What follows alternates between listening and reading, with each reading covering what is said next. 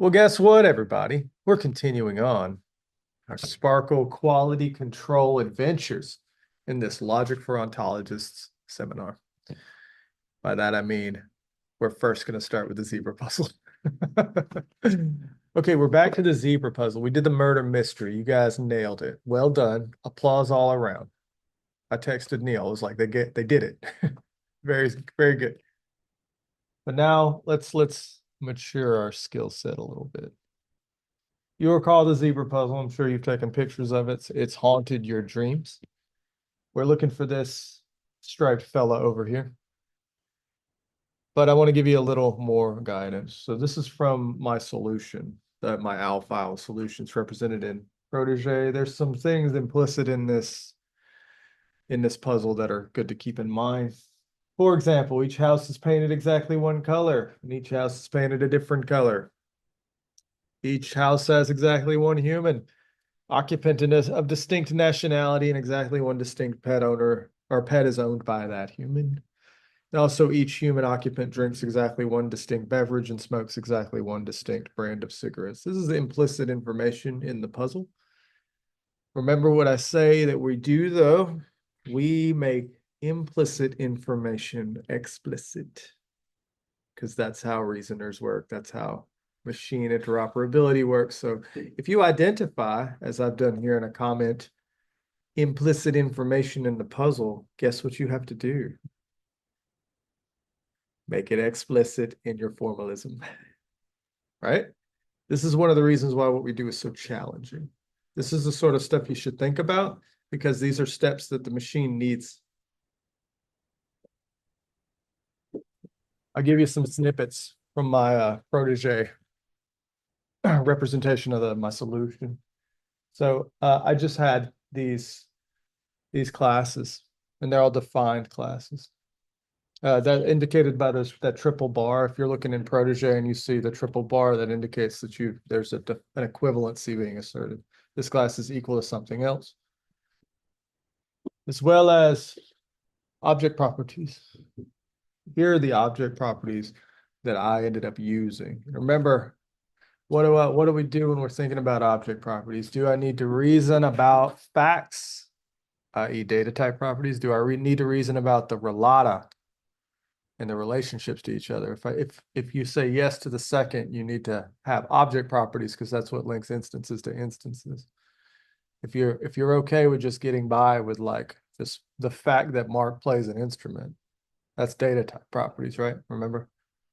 Okay. So in this case, it was clear from the complexity of the puzzle that I actually did need to get down into reasoning about the houses and the cigarettes and the pets. Yeah. So any relationships that's linking an instance to another instance, you use the object properties. Absolutely. Yeah. Versus like, I don't know, like making explicit a feature about some instance would be a data type. Well, more like, I mean, that may be a way to put it. Yeah. I'm not exactly sure, but the way I would put it is if to get my conclusion or to find out the information that's implied for a given puzzle that I need to find out, if I can get by with just representing like the fact that somebody lives in a house without having to use the fact that they live in a specific house with a specific color, if I can get by with that minimum information, that's data type property land because I just need to represent it's true that they live in a house. Now, if I need to know like what color the house is, I need to infer that somebody lives in a house with a certain color that's next to another house of a certain color. Now I'm talking about the instances, and it sounds like I'm going to need to have a machine walk through instances. Okay. Yeah. Thank you. I have some more exposition about these. So like color of is inverse of has color. Makes sense? Also, the domain is color and the range is house. In the puzzle, the only things that have color are houses. Presumably, that's all I need. Houses have color. So I made the range houses. It's also functional and inverse function. This is a way of saying there's a one-to-one. One color per house, one house per color. Yeah. If I add property called color of, Mm-hmm. determinate color of function. Mhm. Would that make S color inverse function? Check it. Maybe. I did I think That's I think what it we will. wrote in the last. Yeah, I think it will. I did assert both of these, like has color is also functional and inverse functional, but let me think. Uh, I think that is true. I think they would both be because it goes both ways, right? Like functionality goes to in forward direction, inverse goes the backward direction. That would hold for the inverse as well. So yeah. Good. And again, this is saying functional and inverse functional is a way, like here's a pro tip of saying one to one. Right? There's just one color associated with one house associated with one color. And so this gets to that implicit information I was talking about at the very beginning. I said that every house has one color, right? That's why it's functional. Well, it's functional and inverse functional because the relation color of it maps one color to one house to one color. Right, but there's only one bearer of that Mhm. thing. Okay. Yeah. Does that make sense? Oftentimes you'll capture that kind of implicit information in these role constraints, like transitive or functional, inverse functional, transitive, stuff like that. Color of coffee is drunk in the greenhouse. There's a greenhouse. Drinks also Ukrainian drinks, tea. I have drunk by because milk is drunk in middle house. It's useful to be able to go back and forth. Right of, right there, right of the ivory house. Left of as well. Smoked in, smokes. Also have instances. Important to have instances, right? Because as I said, these object properties are going to be connecting things. I have a whole list of instances here. What do I have? I have colors like blue, green, as it comes up in the puzzle. I also have things like the fox, ivory, also a color, or the fox, the horse, the snail, etc. Have the houses, because I know there are 5. Incidentally, these are all asserted to be distinct from one another. And I also have the zebra, even though the zebra is not mentioned in the puzzle, because I need to find the zebra and who owns it. There's just a little more detail about some of the, or here's the equivalency that I asserted of the class color. So remember I said I have those classes. One of them was color, the class of colors, and it's an equivalency class. That is to say, there's 3 bars indicating it's equal to something. The colors, color of, like green, color of some, in this case, if I'm trying to capture 6, I'm trying to capture that it's the color of something that's left of something that has color ivory.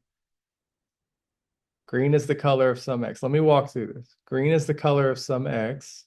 I'm pointing here to that part of the logic, right? Color of something. Green is the color of some X. And since the domain of color of is colors and the range is houses, remember, it follows that X is a house, which is to say green is the color of some house. It's implied, it's built in right there. Where that house is to the left of some X. And here's left of. It's the inverse of right of, has domain house, range house. The houses are rights and lefts of each other. It's also functional and inverse. 1 to 1. House is to the left of some house because the domain and range are houses. So I can plug in the house for that X. That is ivory. So what I'm talking about when I want to characterize what green is, I want to say it's a color of, or at least in this case, when I'm trying to capture the greenhouse, when I want to talk about what the greenhouse is, I say it's a color, or that when I want to talk about the instance green, that's what I'm trying to say. I want to say it's the color that's the color of some house that's the left of some ivory house. Does that make sense? You're doing this at the class level. This is actually the instance level. And it certainly is a color. Does that make sense? All right, check it. Right of, left of. altogether. Altogether, green is the color of some house X that is, should say to the left of some house Y. I don't know why there's an extra X in there. Altogether, green is the color of some house X such that X is to the left of some house Y that has the color ivory. Wait, that is why I put that X in there. Any questions about that?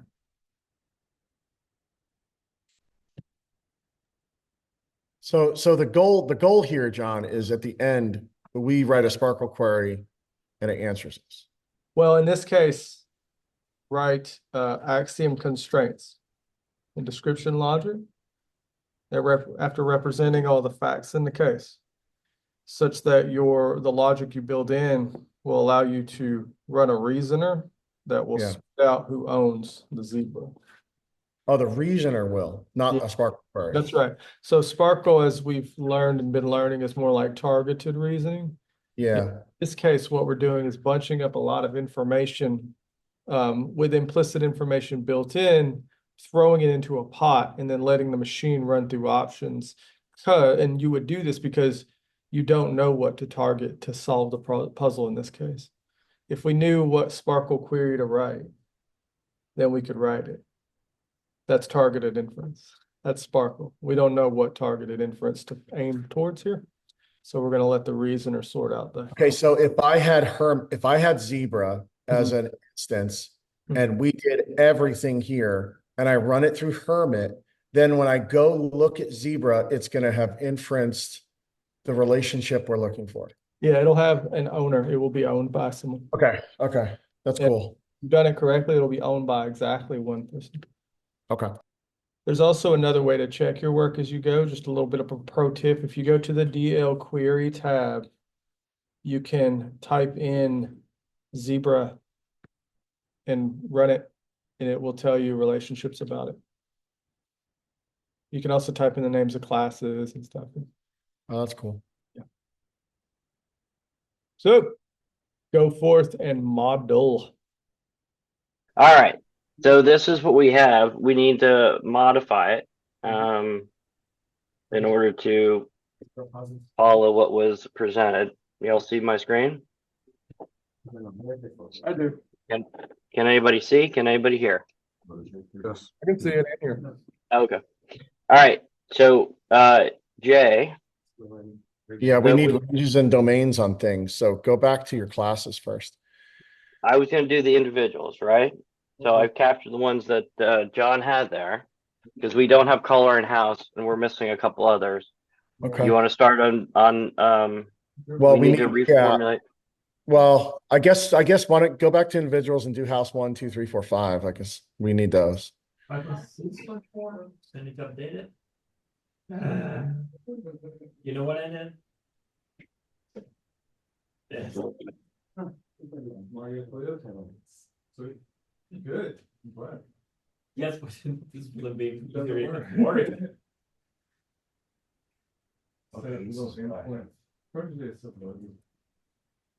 Classes. All right. Now you want to highlight them all and make sure that they're connected to the type. Go over to type. Yep. And put them to house. How do I do that? Just go to class hierarchy. Okay. Just grab house. There you go. Boom. Cool. Now they should all up. No, They're it don't not. for the first one. You got to do it for all of them separately, fortunately. Or you can just go to house. Just go to the class house. Hold Do it on. They for- put the SIGs on them. Hold on. House. This one didn't type. It's quicker to do it from the classes, Tim. You can do it all at once. Okay. So if you go down to instances under house, Uh-huh. why do we have blue as an instance of house? We'll fix This that. is where I'm starting. That's So cool.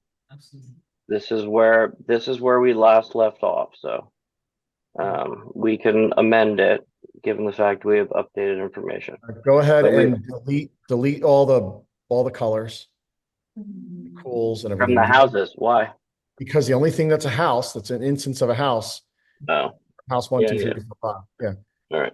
And then just go down through the classes, and you can usually like highlight all of them at once. You got them. So, okay. Back to So- individuals. 1, 2, No, 3, 4, no. 5. Go back to classes. It's quicker. Just Okay. click on the class of like cigarettes, Yep. and then you have 4 of them there. Are there any other ones that should be there? Is that all the cigarettes? I don't know. Yeah, click on instances. I'm looking. Okay. Instances. So we need to add Oh, cools. There you Yeah. That's 5. I don't. Okay. All right. So now we have Drinks. drinks. We only have 4 drinks. What's the 5th drink? We have coffee, Milk, orange juice, tea. Isn't there like a liquor or something? tea, coffee. Do we have coffee? We have coffee. Scroll up. Were there only 4 drinks? I'm going through the list. There's water. We're missing water. Okay. I don't think we even You have just it in add the it there. individual. Here. Okay. Now you can just go and connect the water. Cool. All right. House. We 1, did the 2, 3, house. 4, 5. Yeah, we did that. Person. 1, 2, 3, 4. Well, 1, 2, 3, 6. That's fine. Englishman. Japanese. Well, let's make sure. Do we have all of them? Yeah, because we have 5 people plus person X. That's good. Okay. Pets. Dog, fox. Did he say something about a snail? We have snail. Okay. We don't need person X, by the way. Go and delete person X because John said the reasoner is going to tell us who owns the zebra. Okay. Do we have all the pets? Do we have zebra? Nope. Yeah, let's add zebra. You can add it right there. You just go click on the plus button. Yep. The plus Hold on. button. There you go. Okay. Is that all of them? Yeah. And then position, Isn't there to the left of? right of, left of. Yeah. So we have first, middle. I think that's probably wrong, right? I don't know. Left of. And is there a right of? I don't remember. I think there is a right of. Just make a right of. They make a left of and a right of. It's fine. Even if we don't use them, it's fine. Right. Okay. The All work right. Does anybody else remember something that we're missing? is mostly done. It's just we just have to. We need to go and we need color, Tim. Hold on. Before we do, I need to find. Didn't I do a left of? I did. Do we Yeah. need middle and right? Right first. Okay. Just leave them. Just leave them. They can't hurt. Yeah. No. What are we doing? We need to go back to classes, create another class called color. And then, yeah, and then create 5, whatever the 5 colors were. Can't remember. Oh. I would just go into instances and create the 5. Yeah. Yeah. I'm working on it. We don't have color. Okay. Can someone read off the colors to me? Ivory, Blue. Right. green, Hold on. One at a time, Jay. Ivory. With my laptop there. Ask you a thing. Would you say green? and then I can't remember the last 2 colors. Are. The yellow. Did we have a yellow? Yeah. And That's what I do. So Red. question. It Violet. says orange juice, but would orange just count as a color individually? No, because it doesn't mention the color, right? No, Well, it says because orange there's not a juice. house. Is there an orange house? No. Is there? Let me see. No. What's the 5th color? I'm The answer is. red. Red. Dude, red. Red house. You just And redo yellow. ivory because you have 2 I know. ivories. It really has hurt. Which one do I delete? This one because Just it's that not. one. Just redo that one or delete that one. Yeah, that's yeah. Got it. All right. So we have Yeah, Okay. under color. this is like. So we need to have the range and Hold the. on, the color disappeared, by the way. What the heck happened there? where We did just you- went through and did all that. That's annoying. Depends how active you want to be in the next 2 hours. This is surprisingly comfortable. My wife is always like, why do you sit like that? I'm like, Green. I guess we have multiples. Right? Huh? Do I have I think I have duplicates here. Well, what is red connected to? I'm Just looking go at see for what this. red is connected to. All right.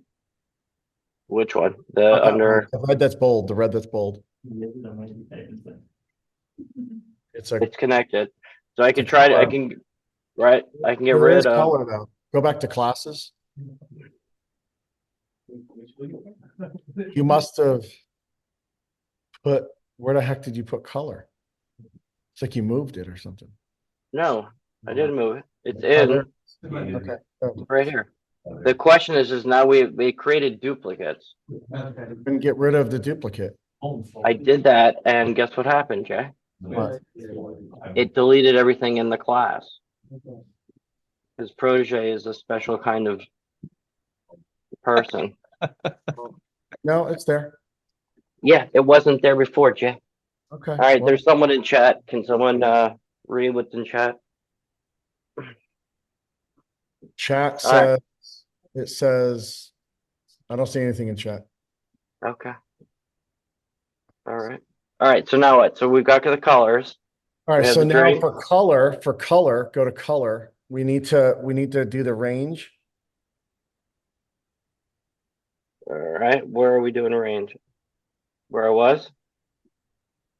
Well, it is, no. So John had the range and had the domain, didn't he?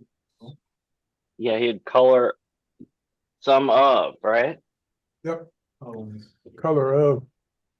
Oh, We no, don't have- for how, was it for houses? Yeah, that was for houses. Yeah, the classes don't have domain and ranges, but the relations do. Relations do. Oh, that's right, the relation. So then, For color of, we had a, right? The houses were color of houses. I don't know. We don't have color of. Well, we need it. We need something like color of. And Color of. and then Hold that on. can have a Take a picture, you guys working? Absolutely. domain of houses and a range of colors. How would I do that?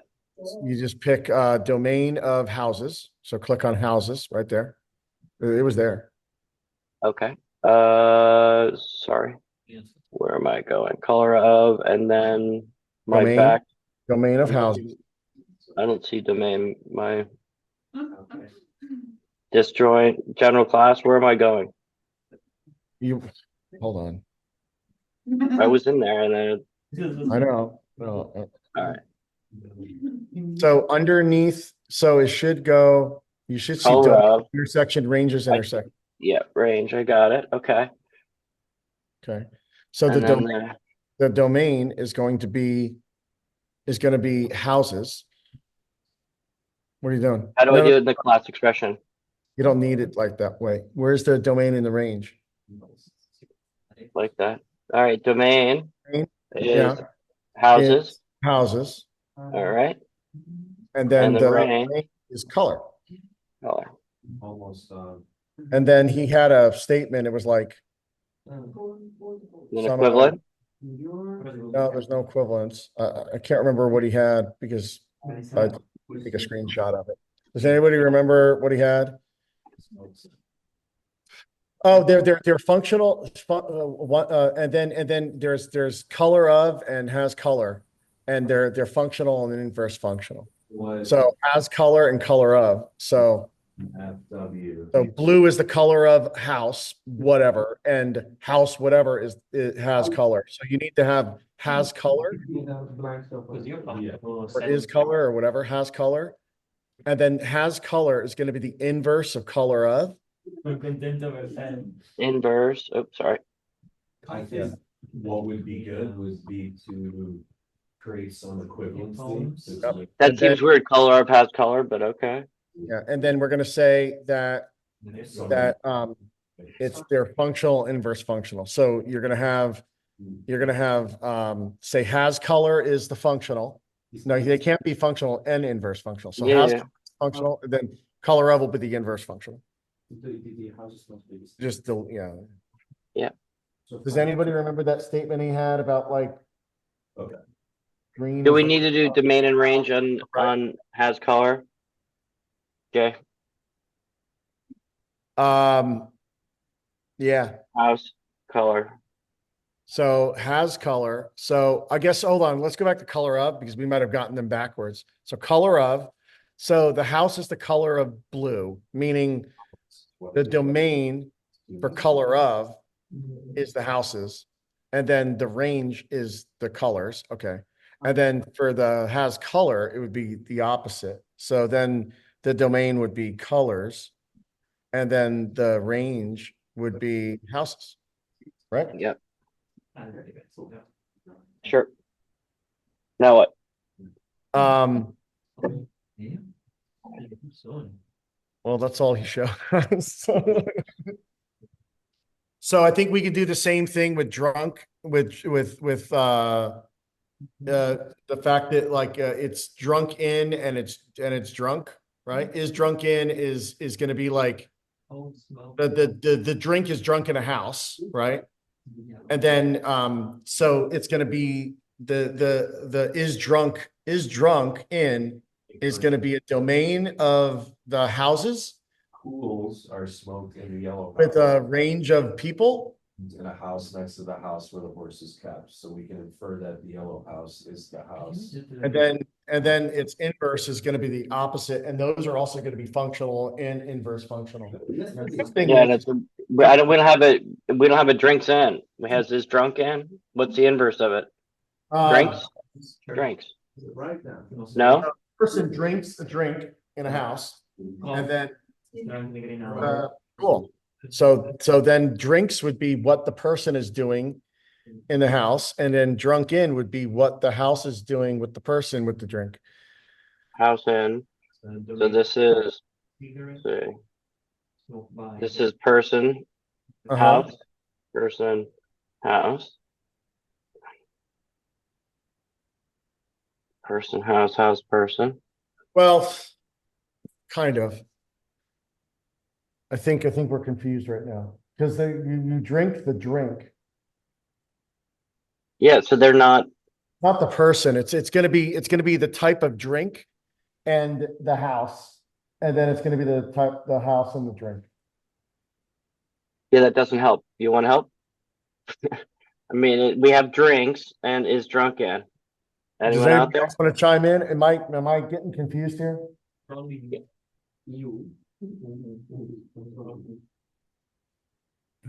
So I think the same way that we did the houses and the color of the house, we want to try to model this, right?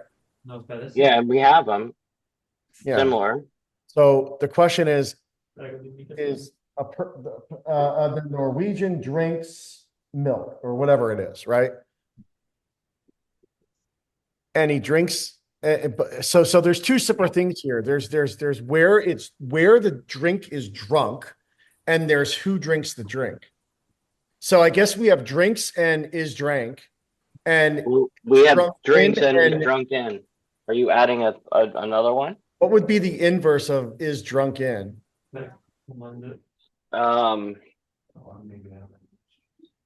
Is drunk in the house? Well, drinks, that's what we have.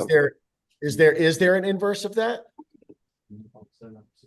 Or is drunk in just its own thing and it's functional? Well, let me read it. Coffee is drunk. There is the Ukrainian drinks.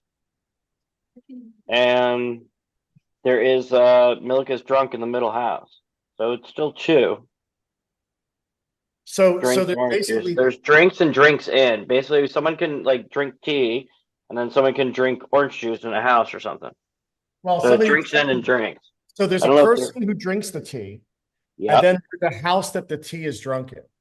Yes. Okay, so then they're not inverses of each other. I They're don't think just- so, right? But they're functional because they can only be drank in one house and they can only be drank by one person. So I think is drunk in and drinks are functional. And I think that Milk is is drunk drunk in- in. so we're saying that that milk is drunk in Qualified. a certain house. So it would be, the domain would be We have it. house. Person. Is the range I guess the range is the person because it has to be in a house and then It has to be by a person. I think, I don't know, maybe we got it wrong. I don't know. We'll just Yeah, keep going. Don't give up. What do we want to apply? Something here. Yeah, so drinks would be the person drinks the drink, right? Yep. So in that situation, hey, do me a favor, go back to has color. I just want to see how we modeled that. Okay, so has color means that the color is the domain and the house is the thing that it has. So if that's the case, then we got to go back to drinks. That would mean that the domain would be the drink. And Well, why? and the range would be the person. Drink. Yep. And then the domain would be the person. Hold on.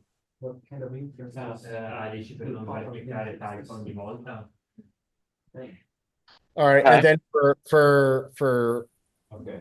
is drunk in, it would be like it would be the domain is the drink. Up here. And the range would be the house. Drink.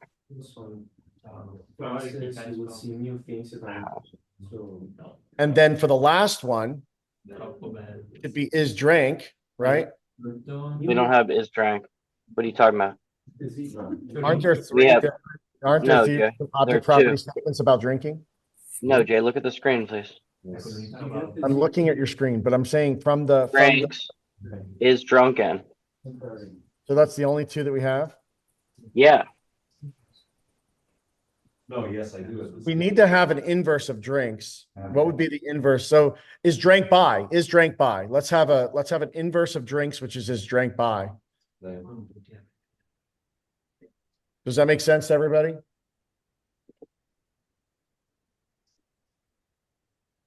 And Sure. then make that the inverse of drinks. So Yeah, and it would be inverse functional. of drinks. And so this would be person and then drink. Yeah. Inverse functional. I don't understand how you're inferring. Drinks. What is this functional then? There's no relationships. That would be functional. Yeah. No. All right. Has color, functional, color house, houses. We haven't done this. I don't know what houses would be. What do we need? We were trying to apply originally. Yeah, I think we get rid of houses. The houses doesn't make sense. Just delete it. And that won't let me delete. All right. And then is drunk in. So Drink house. if we say that milk is drunk in the greenhouse, I'm just making things up. You would say in the greenhouse, milk is drunk. So is drunk in and is drunk. So is drunk would be the inverse of is drunk in. We have drinks. We We have is drunk in and is drunk by. I sort of think drinks. Oh, yeah, that is drank by. No, that's fine, whatever. So would there be an inverse of this, guys? Or would there not be an inverse of this? Maybe there's not an inverse. I don't Yeah. think there would be one. Okay, that's fine. Moving on. All right. So where would we go now? So we have owned and owned by. So We have to owned do and owned the, by. the different nationalities of the people that own the houses.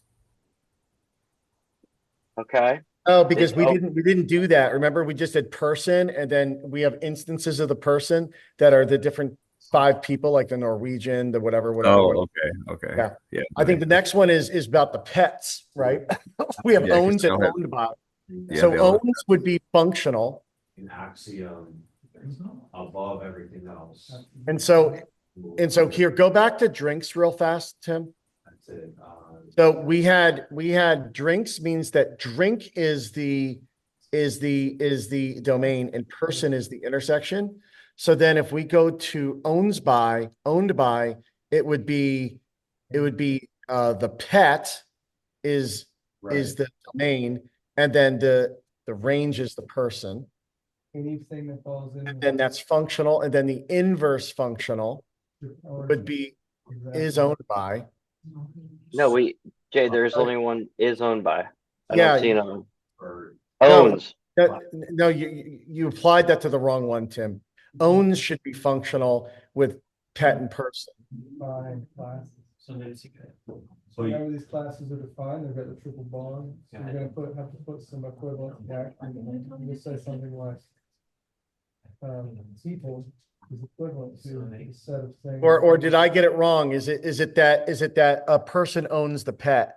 So would it be that the person is the domain and the pet is the range? class that you. No.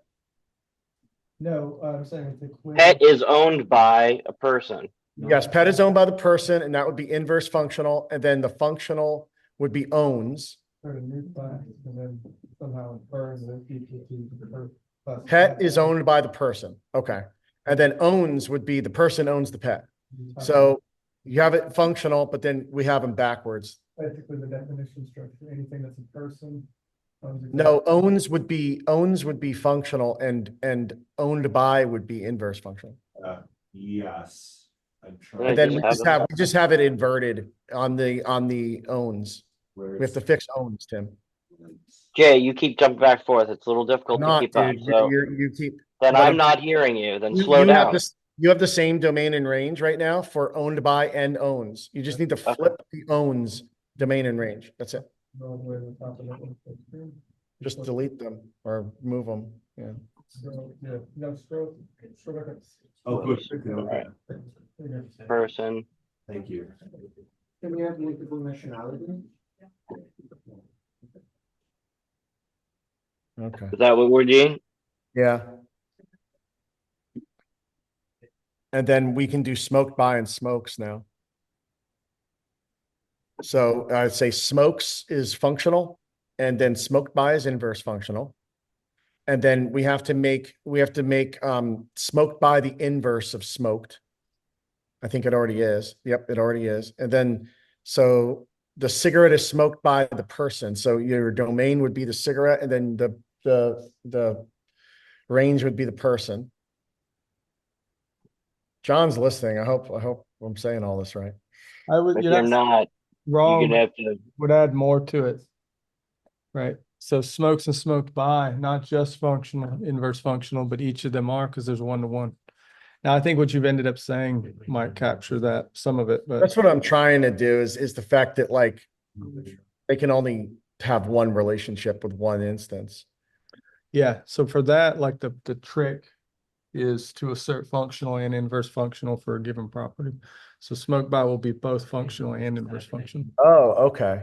And so the same, okay. And then, so all of our functional, all of the ones should be functional and inverse functional. Okay. They're Even- all one-to-one, yeah, Even if it's the inverse of the other. Okay. that's right. Now, as Giacomo was pointing out, I think you can get by if you just put functional for all of them, and then inverse for the appropriate ones, then smokes by would be functional, smoked by would be functional, but because they're inverses, they'd be inverse Yeah. functional of each other too. Yep. So we don't need inverse functional because they're already No, you inverse. can have it. It's better. It's more expressive. Have it. It's better to have it. Either way. You're either asserting it or it's entailed. Look, Okay.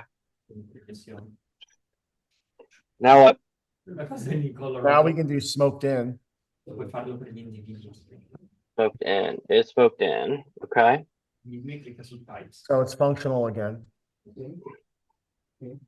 And then you have the domain would be the SIGs. And then the range would be the house. Okay. And then we can do lives in.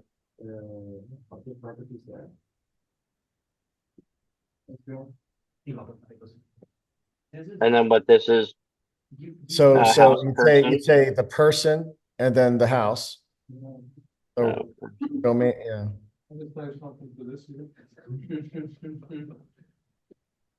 And then you would want to have lives in, so say is lived in by, I guess. What would be the inverse of lives in? um, Is shelters? but we don't have that. Okay, Next, I mean, I guess are we you don't. saying don't? If it's not in the statement, if it's not in the puzzle, we shouldn't put it in. Yeah. I don't know if it is, but I mean, maybe it's supposed to be in our solution. Is there an inverse to that in the puzzle? Anybody? Not looking at the puzzle. I don't think so. No, but we have next to, which we haven't, done anything with. Next to can be transitive. No, we have two, Jay. Look, immediately to the left, immediately to the right. We have three because Yeah. there's next to is and then we have that also. So when we have them, it sort of is like, one being, are they all equal too? I think that they're all transitive. Dudes are just, people to, But are we like, is it next to, immediately to the left, and then is there are there three options for location here no more than for one. positioning? They're not functional because there could be multiple, right? I mean, there's 5 houses. So if there's 5 houses, that means that 4 houses are immediately to the left of a house, and there's 4 houses that are immediately to the right of a house. Do we need next to then? That's the And then question. there's 5 houses that are next to other houses. I think the word next to is inside the puzzle. Can't hear you. I think next to is inside the puzzle.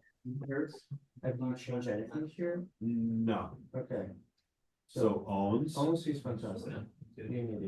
Smoking. I think There's you a need- house next to the man. Yeah, there's the Norwegian lives next to the blue house. It means like you would have. All right, so how would we tag and bag immediately to the right?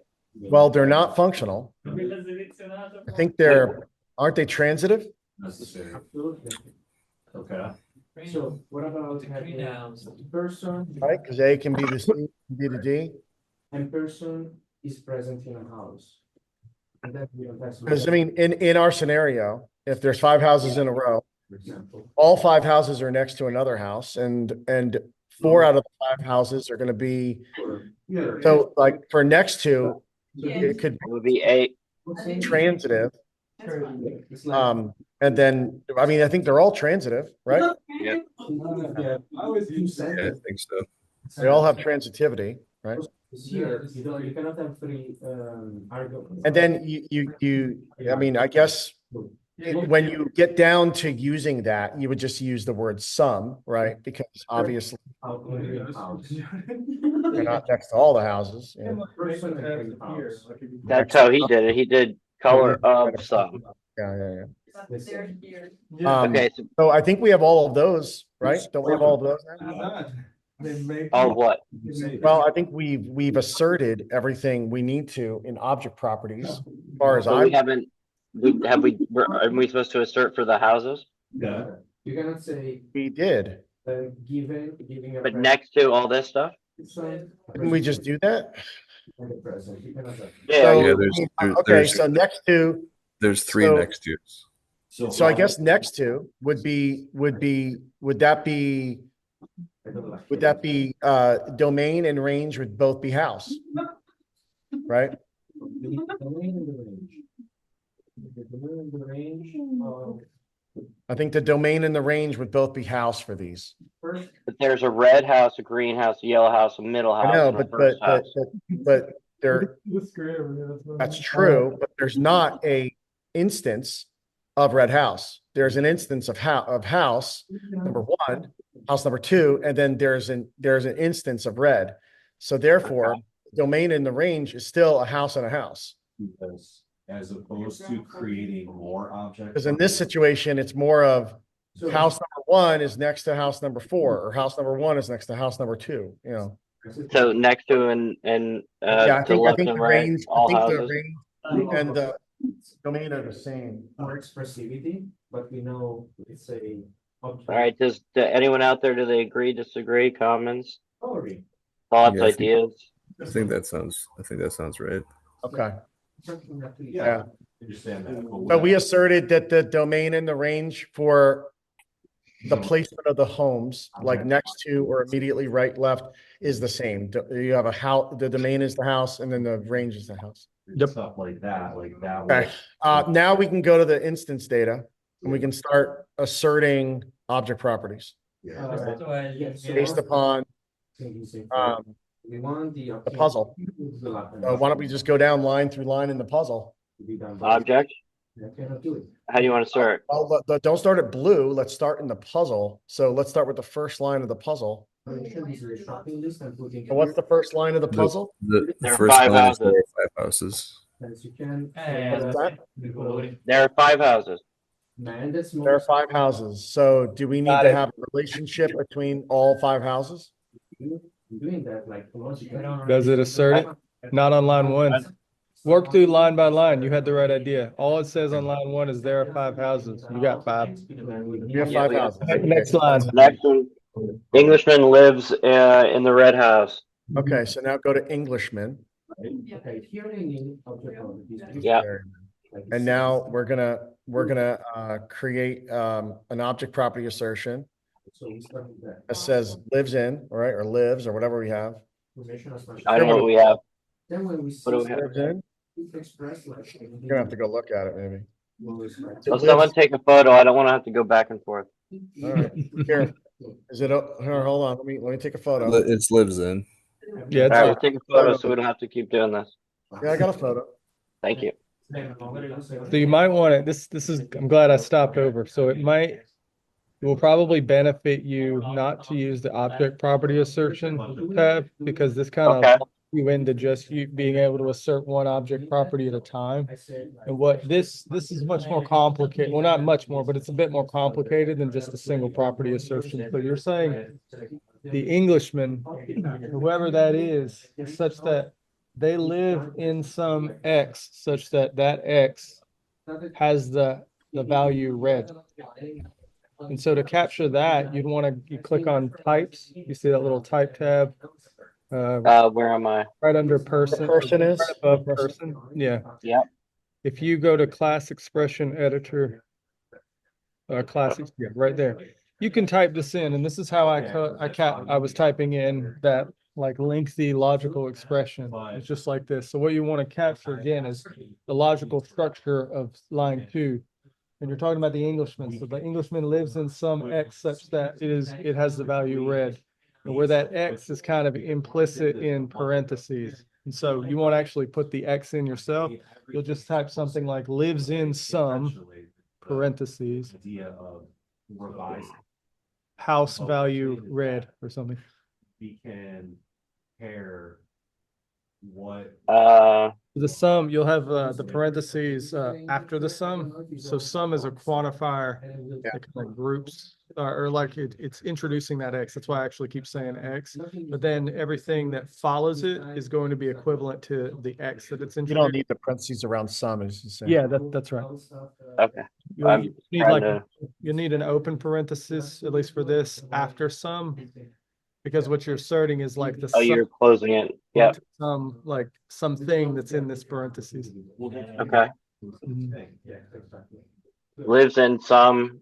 What's the house? Then how would you Color red. express this, John, to say it's red? So I had said something like, you'll have to do something of this nature. You'll say, lives in something such that it has color red. Now, the way I did it was I didn't put in house. What I did was I just put in the object properties and then I Oh. asserted the domain and ranges. And So so lives in something. Yeah. Okay. So some and then the word thing, because everything's a thing. Remember, you don't even thing have in to the put that in. ontology is a thing. Yeah, you don't even have to put that in. It will be implicit. So you just sum and then has color Okay. value Do we red. have color? Is that our thing, guys? Or maybe they'll have the domain. No, we have, it's just color. I don't know. Maybe let's go build has color. Hold on, let's go build has color. As long as you have like the inverse, like whatever you want to, you just want to be able to have the relation that links a house to a color. And that's So what, go here, just copy that, Tim. Hold on, copy that real quick and save and just get out of that. Sure. Okay. And then what I want you to do is go back to our properties again, our object properties. And we want to look at the ones that are color of, and so I think it's color of. Go to color of, click on color of. So color of has a range, domain of houses and a range of colors. I think that's what you want to say, color of. So something color of red. Something color of. Okay. Mhm. But you don't have to assert thing because it already knows, right, John? built into it. So thing is like what I mean when I say X, and it's built into that sum. That's So- because everything is owl thing. Everything's an owl That's thing. right. Doesn't have, Where are we before? we're underneath type. Right underneath above type. person. Yeah. Yeah, that type. Thanks. Yep. And you copy that in color of, and you'll want to say value red. Cool. Yeah, and that's how you capture the first line. And you have a Okay, so basically now- you have this Englishman is asserted to be equivalent to the sort of thing that lives in some house because it's implied by the domain and range that has the color red, which is So exactly- once you assert that there is a red house, then if you ran the hermit, it would tell you that that is a relationship. Okay. Mhm, and this is how you're building. That's All right. right. Let's keep going. Okay. The next line is Spaniard owns a dog. Goes to, Okay. okay. So we're gonna say we're gonna do the same thing here, where we're gonna say owns some pet value dog.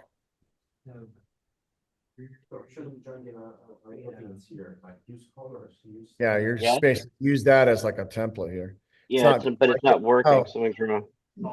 Sent you 3 messages on Slack. What is the pet the right Oh, word? pet might be capitalized. Is this pet capitalized? I don't know. So whoever took the photo should be able to speak to that. No, Who took because the photo? we don't know. We got to go look at the classes, Tim. I think owns is what we had. Okay. So someone take a picture so we don't have to keep going back and forth. So it's pet, and then we have person, and then Everybody got it? yeah, go back to the object properties. You use the Let me take another picture because mine was all Yeah. fuzzy. Owns. Yeah, yep. Hold on. All All right, so we have owns and owned by. Okay. So what is wrong with owns You have to like. some pet value dog? Just use it to monitor my heart rate. Counter value in line expected one or this. In column 116. So here, just go 16 paces over.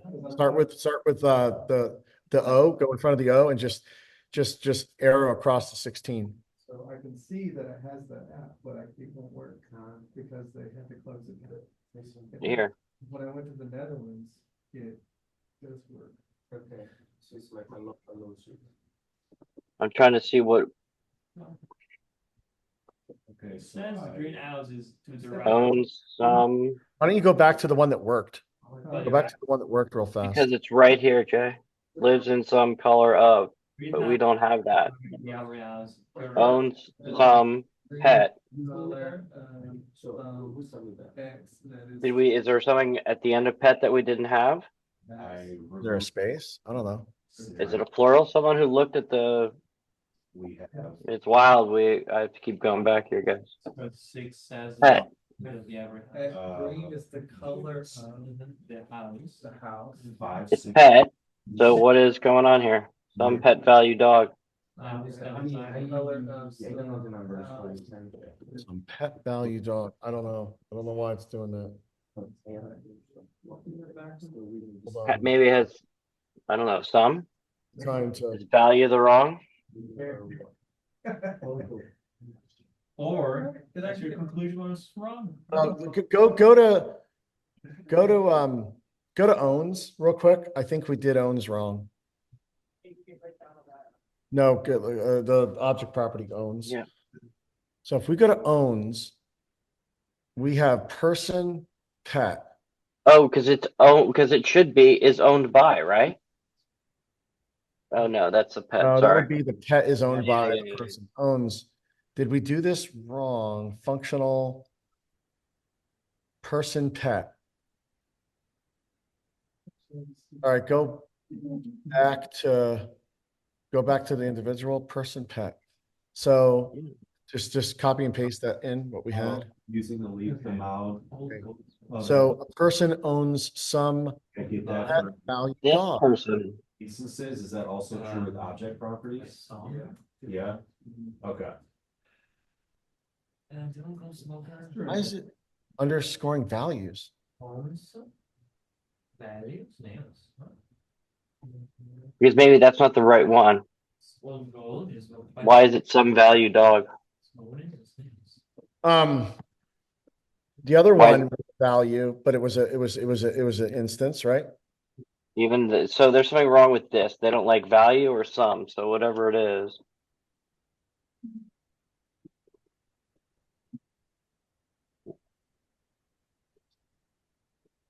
I don't know. No. I blame John. Yeah. Find someone who and someone What did John McClellan do? No, I that's think the other Dr. I'm pretty sure John. they meant Yeah. Beverly. So we're trying to put in own They some definitely meant pet Beverly. value dog, and it's coming up with an error. We don't know why. Let's see, let's have her. So our see, 'cause you class put- is All pet. line You put a 16. class, so you put a class, the syntax is off because you put a class in between a quantified variable and a value. So what this is saying logically is it owns some X that is equal to some X pet that has value dog. So you've like smuggled in an additional variable by putting pet there. What you need is We a just have to say owns some dog. relation. There's got to be a relationship because you already you're kind of like you have a mismatch of variables, and so you want like the thing that the sum is referring to, that X, it's related to through some object property the things that are in the parentheses. So are you saying that our variables, the way we've done it, are wrong? Is wrong. So just that what's wrong here is that the pet that unless that's an object property, I mean that should be an object property. Pet's an object property? I mean it should be. No. No. So No, is it what I'm because saying- we did it wrong? Something, Hold on. no, like, this is just a matter of the syntax in the Yeah. class expression editor. So I'm saying that the thing you have in place for pet, that should have an object property, not a class. Because you're introducing a class there, the syntax is reading as like there being a conflict of variables. And so because the sum introduces a variable and a class in the way you've placed it introduces a separate variable. And so there's it's unclear how to read it. There's ambiguity because The other one worked though. well, the It's other like- one worked because the thing that thought that if you look at it, you have some parentheses object property. Color of. Oh, So don't blame John. so You'll get blamed. Funny. okay, so go back to the object properties, Tim. Yep. So I guess we have to put in. Do we have to put in something like pet of?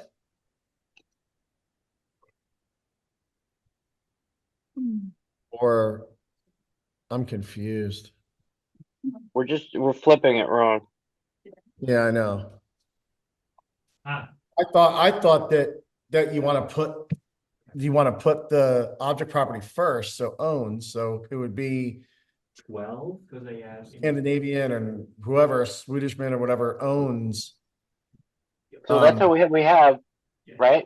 Well, where is it? Englishman lives. So the Spaniard owns It's a next. some dog, some blank of dog.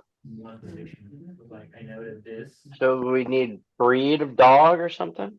Meaning last sentence.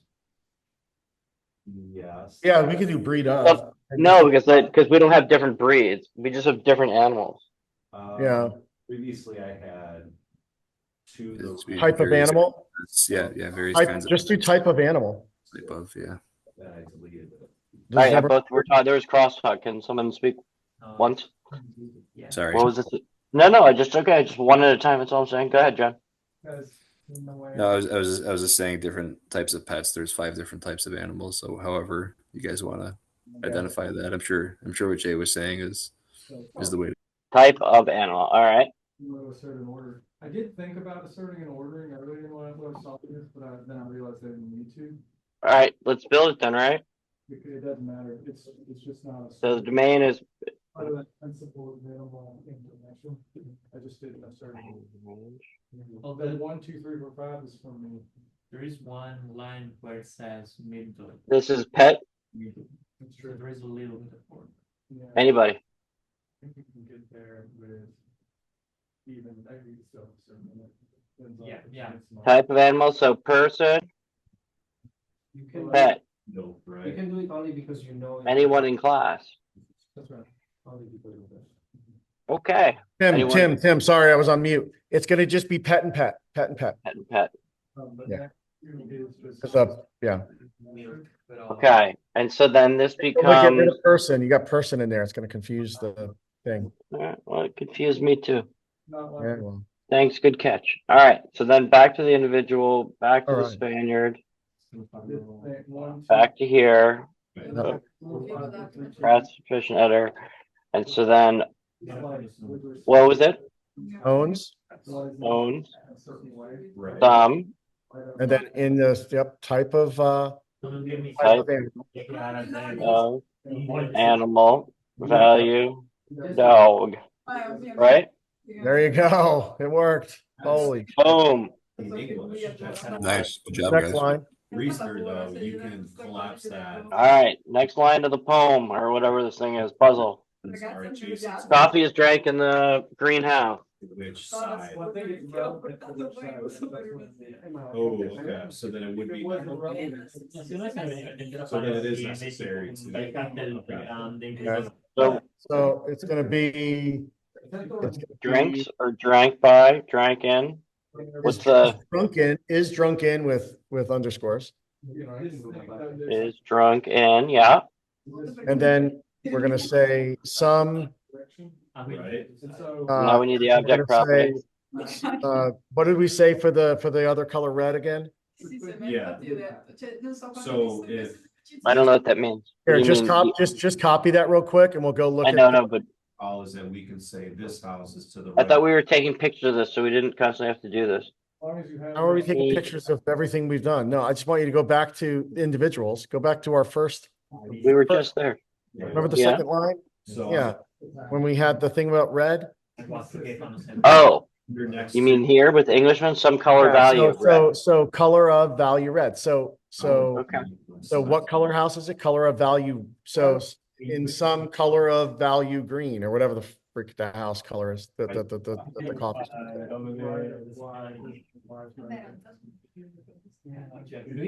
Well, but if. is- Is right. No, but it's not. It's coffee is drunk in the green. Color of value green. Yeah. Yeah. Oh, Person. person. All right, what's the next one? Ukrainian drinks tea. Essentially. Right. That would Drinks, be, what is it? that would be drinks. Drinks, plural, right? Yep. Drinks, some, Yeah. Oh, we don't have this. We have to go and create it now. Right. So I don't think we have. is drunk, oh, Because I thought inverse was something that is like. We need a type of drink. you have a object property and then you take its inverse. You can't just have inverse on its own. That's right. So it must And be then we can say that it's domain and range are both drinks. right. So what I'm saying, so if you're, it's with the left and right, those being inverses, they're inverse symmetrical, right? And then it's functional. The other. It's one on one. No, Yep. it's like, Okay. I don't know what, when it gets symmetrical in this case, because symmetry applies to a single object property, not a pair. Drinks, some type of drink. I suppose live in the house next to the man with the fox. Okay. Value. Yep, value T. First had to be like tagged onto Oh, all right. object. It's one of the. Greenhouse immediately to the right Okay. of the ivory house. Okay. So now we want to go back to the thing that we just did for the greenhouse. The second part. What do you mean? Thing we did for the greenhouse. Yeah, we had a statement about value. Of those things, because That was for like Englishman. when I saw. Yeah. So see how it says color of value red. So we're gonna start with Okay. instead of saying the greenhouse, we'll say color of value red or color of value green. The man who's Okay, hold on a second. live in the house next to the man with the fox. And the green. Where is green? Either right or left. Okay. So what is the statement again, Tim? It's in the first. What is that? The greenhouse immediately to the right of the ivory house. Or just around. Okay. So I think what we want to have here is And you tell me. color of value Green. Yeah, but the Yeah, Well, I think you want to put that in parentheses. but don't we? Okay. Are we starting with that? And then we're going to say color of value green immediately to the right, or what is right? I mean, I don't know. What did we have? Or it may not. so I think it's some immediately value to the right because it's not all of them, May be. right? It's immediately to the right of. Is that what we're doing? And so it's immediately underscore to underscore the underscore right underscore of. I don't know. I didn't take a picture of it. Did someone take a I'm picture looking of at it. Yeah, I just read it off the picture. Immediately to the right. What's wrong with this? This doesn't work. Well, it's not done yet. Relevant. Oh, That's actually. No, it's not value. It'd be another Color of. parentheses and it'd be color of value ivory.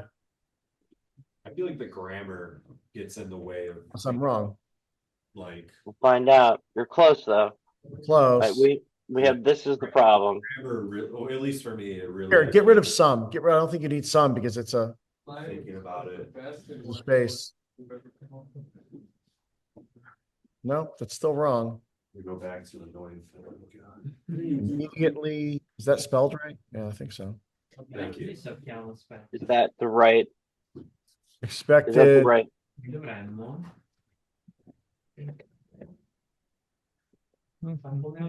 Maybe we need and just put color of value green and immediately right. No, This is the problem. I don't know why it doesn't like it. We don't start with that usually. We usually, right? Isn't it immediately to the right, color of value green, and then color of. Wouldn't it be Or reversed? maybe we don't need that. Maybe we just say green immediately. Just get rid of. I think we just get rid of the beginning. We don't need that because we're already saying Green. we don't have to immediately This and is then the get rid of problem. immediately right Some. some color value ivory. It looks like you have misspelled something in immediately to the right of, or it's should double check to make sure that was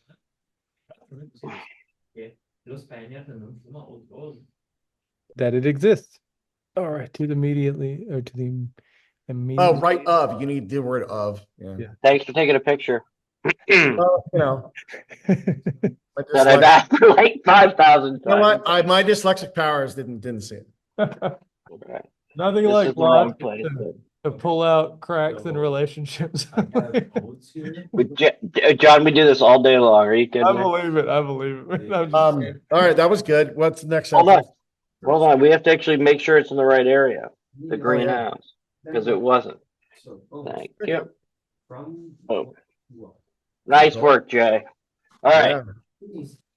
Yeah. The old gold smoker owns snails. Old gold smoke. What is the kind of entity that owns stuff? Okay. Old gold, but that's a cigarette, right? Yeah, Understand what you're saying. No, is that a type of cigarette or is that? it's a type of cigarette. Chester kids live in the house next to them. But he's so okay. Old Gones is, so we're gonna say something like, that like owned by, owned by, But no. no, we're gonna say something like Old Gold, smoked by, or here, hold on. So there's a smoked and hold on. So we have smoked by, Is that domain or? it's gonna be smoked by. We don't have to say Old Gold again because we're already. All right. Yeah. Smoked by, Smoked by. So Yeah. first. some, Yeah. and then we're gonna say, Owning is. some owns, And next to Correct. the house. Right. Some owns. got owns. Why? Oh, snails. Because, yeah, and then we're gonna say some owns, Selecting. Is it type of pet? type of animal snails. Type? No. What? How do we have it? Type of pet? No, it's type of animal. So Type of animal? just type in dudes. No. Owns type of animal snails. It didn't work. Now you created type of animal after I took my picture. Domain. Okay, it works. Okay, that sounds like a great blame statement. Yeah, Let me. I don't know how we wrote it. Why don't you take a picture of it? Type of animal. You got it? Oh, type of animal, and then type of animal, what's the word we put after type of animal? Type of animal, Did you take a picture?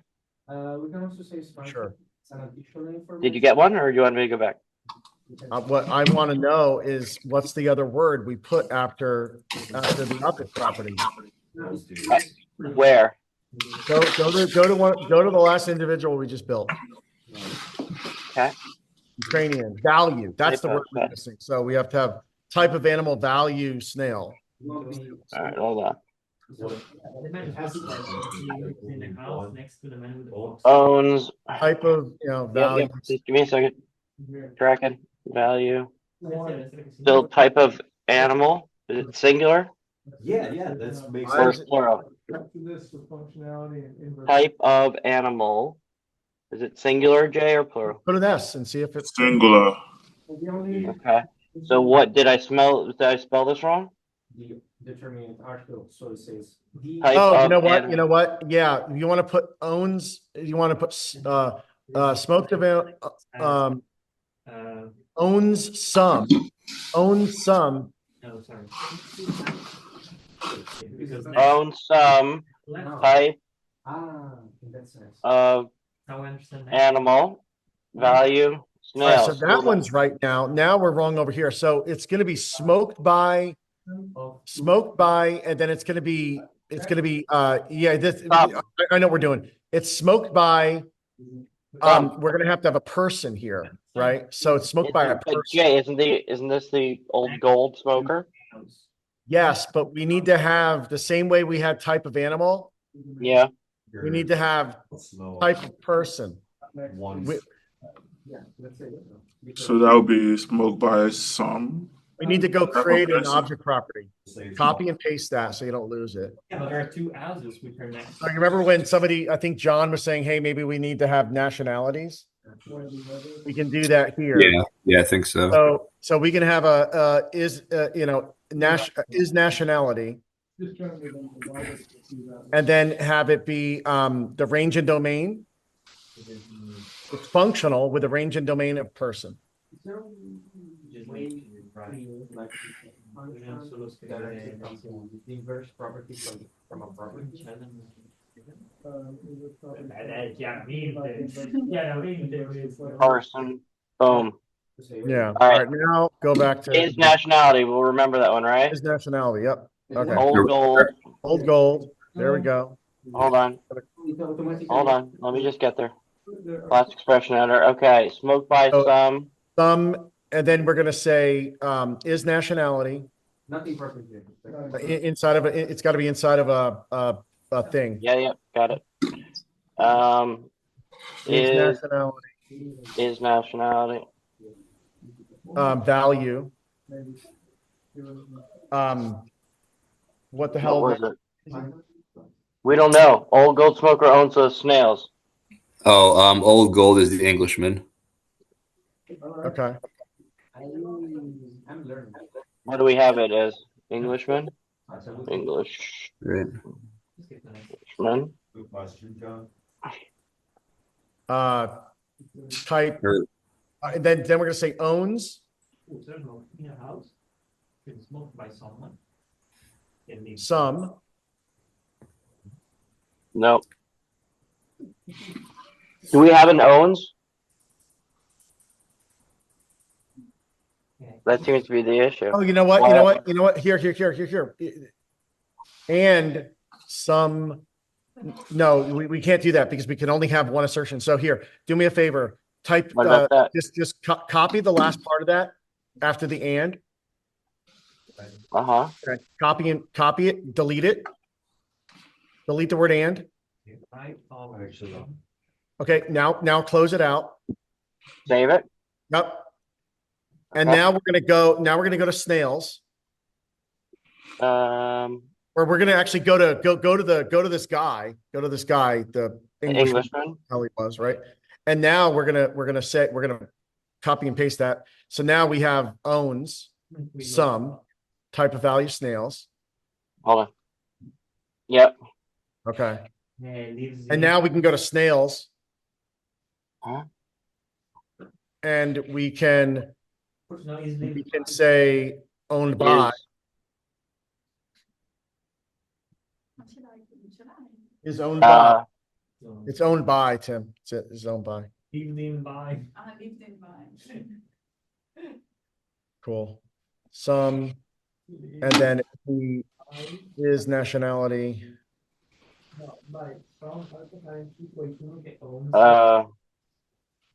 Well, you need to have the other word in there. Value. Value. I think so. Cool.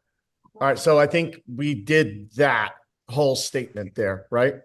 that was a lot for a single statement. Yeah. Go to the next one. Shit's confusing. Complicated. What's the next sentence? Cools are smoked in the yellow house. So we just learned something, I think, that you can't, in one of these statements, you can't have more than one. I bet you can. We just don't know how to link them. Well, maybe. I don't know. I We can bet ask. you that if you do like double like parentheses, like you do in like any mathematical formula. Well, it didn't say we could. It said we could do an and. Well, I think if you start it with that, I don't know. All right, what's the next one? cools are smoked in the yellow house.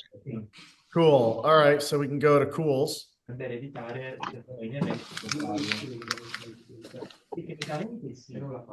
And It's smoked in. shit, we don't have smoked in. You sure? Yeah, we only have smoked by and smokes. We need to go create smoked in. Make it functional. And the domain is cigarettes and the range is house. We need to do what is smoked in? Sorry. Smoked in with a domain of cigarettes and then the range of house or the range. What? I can't hear you. Domain of cigarettes? Okay, and then the range of house. Yeah. And it's functional.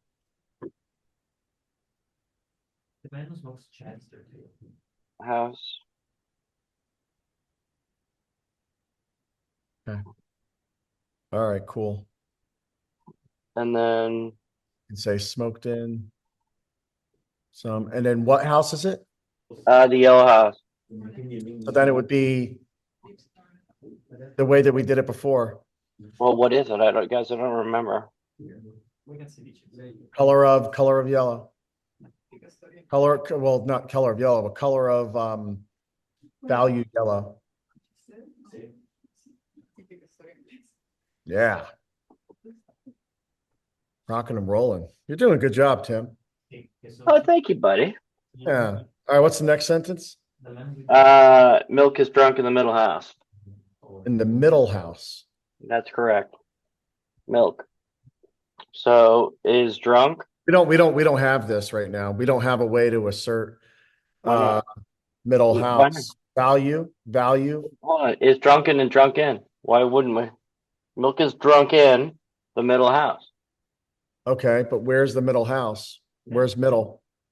Here. Yeah, Position. we don't have an object property for it. And what you can do is you can shit. You want to skip this one? No. Because if we've got position wrong, the next ones are Okay. going to be in the. So wanna listen, Jay, it goes middle house, first house, house next to the man with the fox.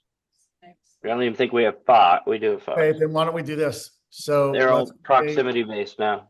let's create a class called Okay, position. We have we have position. one. Okay, so now we have to say is position. We have to have an object property that's like is position with a domain and range of position. Or no, a domain of houses with a range of position.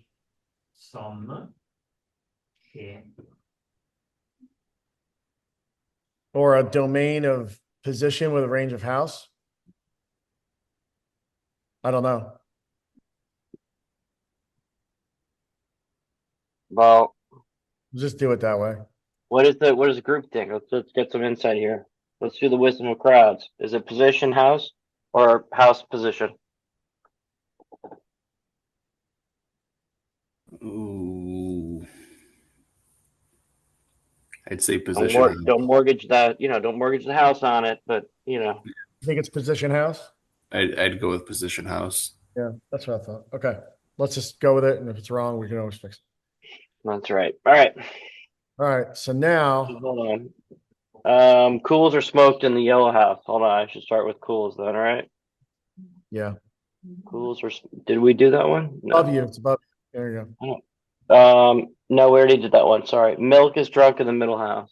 go. Someone's got to Milk is keep me drunk in the honest middle here. house. All right, so then we're gonna say is drunk. Hold on. Is drunk is wrong. It's drunk in. It's drunk by. It's drunk in. Is drunk in. Yeah. Some position What value was it? No, it was something position. is position value middle. There you go. Rock and roll. All right. The Norwegian lives in the first house. Okay.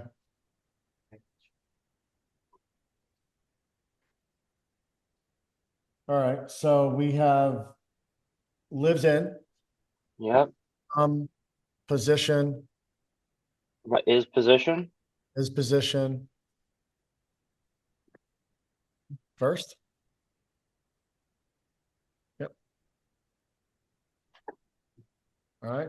Next one. Man who smokes Chesterfields lives in the house next to the man with the fox. That's annoying. That's a lot. The man who smokes Chesterfields. Chesterfields. All right. So that would be smoked by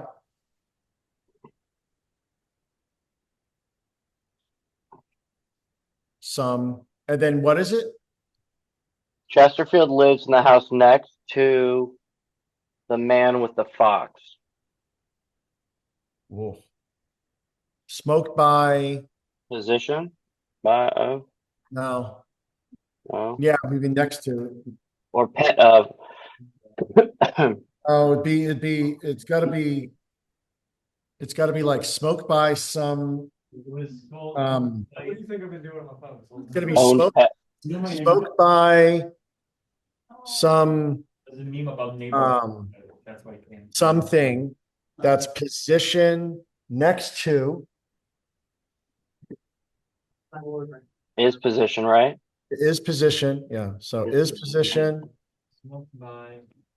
value next to, Do we have that? I think so. Are we gonna keep? Nope. You're about that. Value. Pencils down. We did a lot. You did a We have lot. next to it. Didn't even come up. Very pleased with what you've accomplished in a short time, but pencils down. Who has? Delightful. Very pleased, very pleased. So now, because I know this is going to be very challenging not to think about, let's go ahead and take a moment, collect our thoughts. Leaves on a stream. Close your eyes. Think about that stream. Leaves drifting into it. Anytime you have a thought dragging you away from the stream, like, I don't know, about zebras, just place that zebra, that tiny image of a zebra on a leaf, and watch it go over the hills and dales and disappear on the horizon, and then bring your attention back to the stream.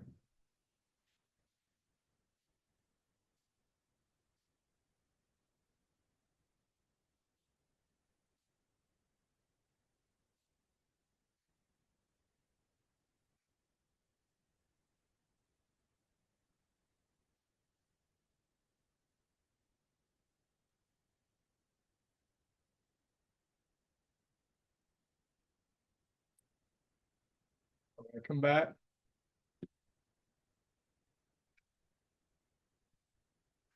Yeah, back to the thread, sparkle heuristics. This is a different type of reasoning than the description logic reasoning we were just invested in with the zebra puzzle.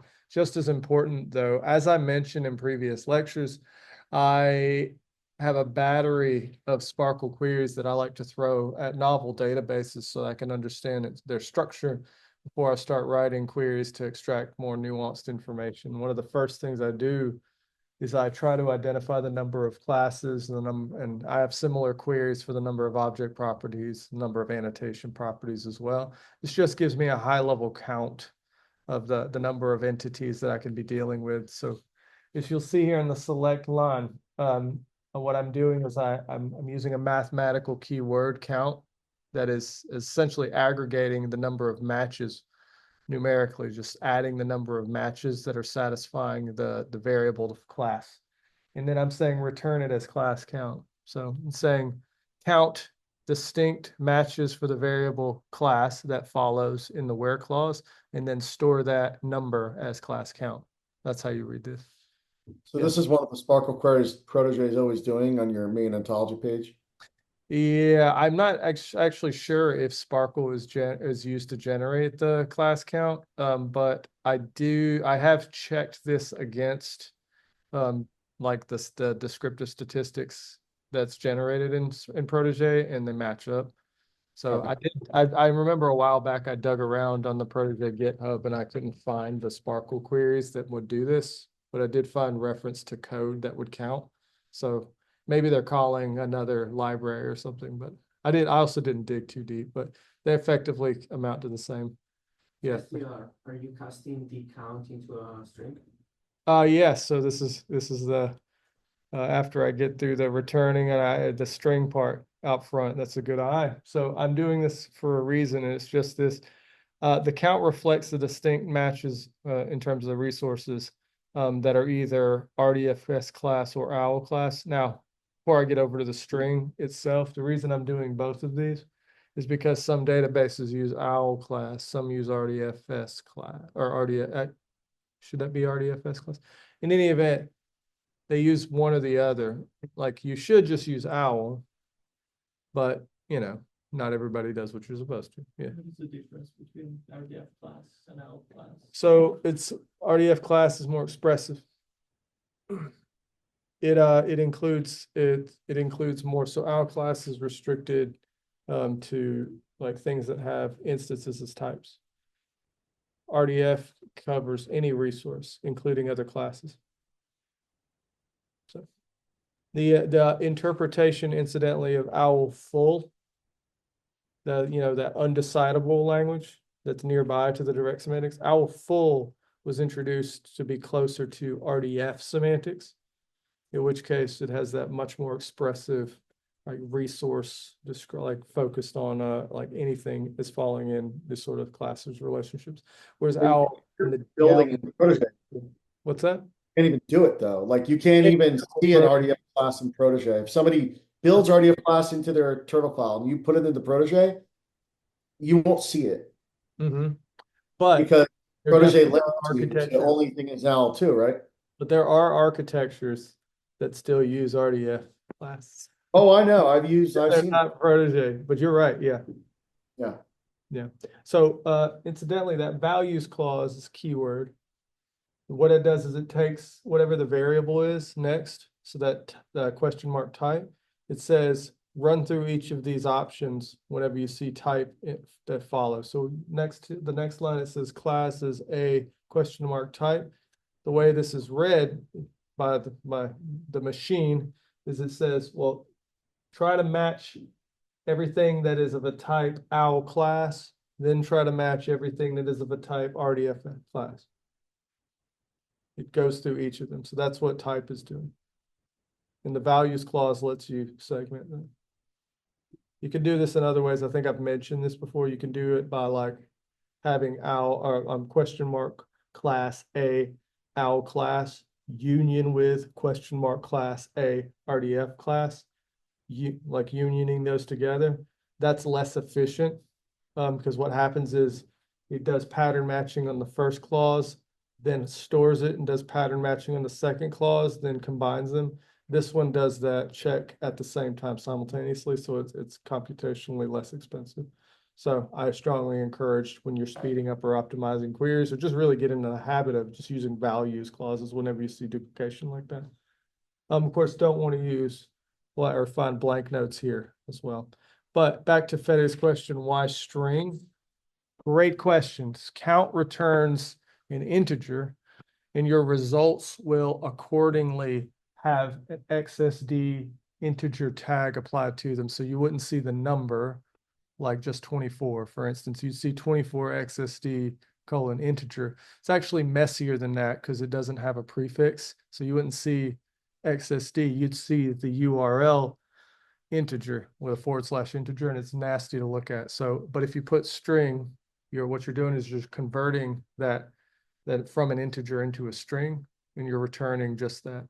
Now, this is fine in this Sparkle query because I'm not doing any kind of grouping or ordering. I'm not like listing off. You'll see later as I go through some more of these, you'll see that in some cases I want to create like an order, like how many here, how many here. I want 24, and then this is associated with 23 and 22.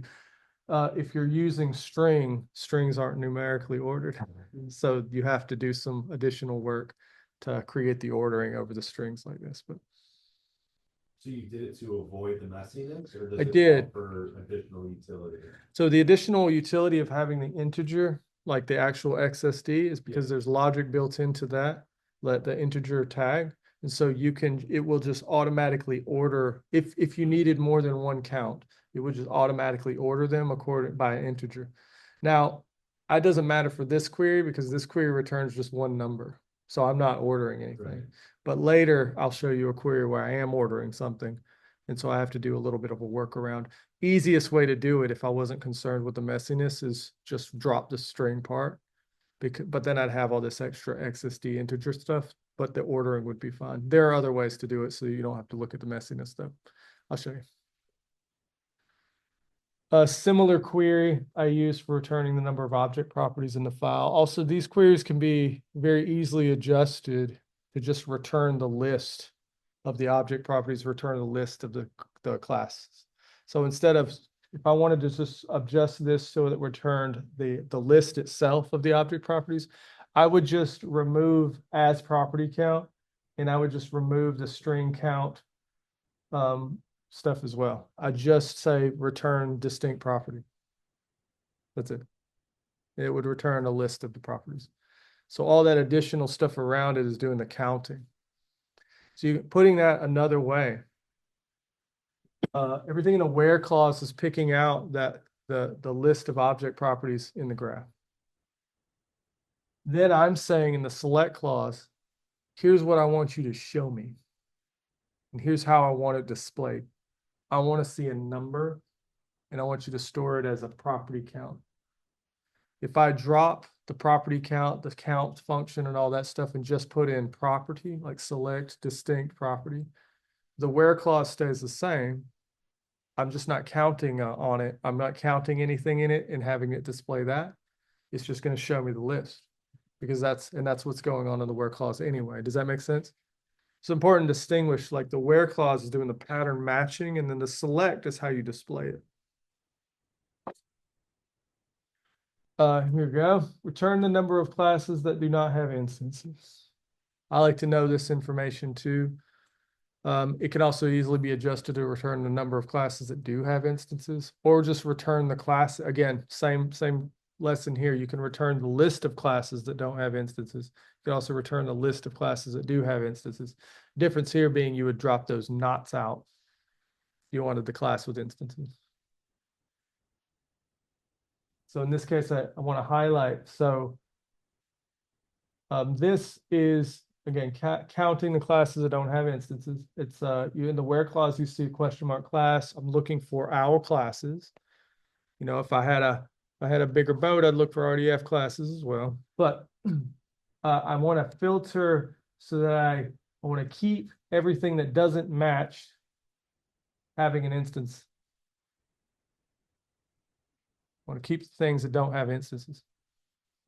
That's what that first one says. The second one says filter, keep the ones that aren't such that it's a subclass of that first class, and it has an instance.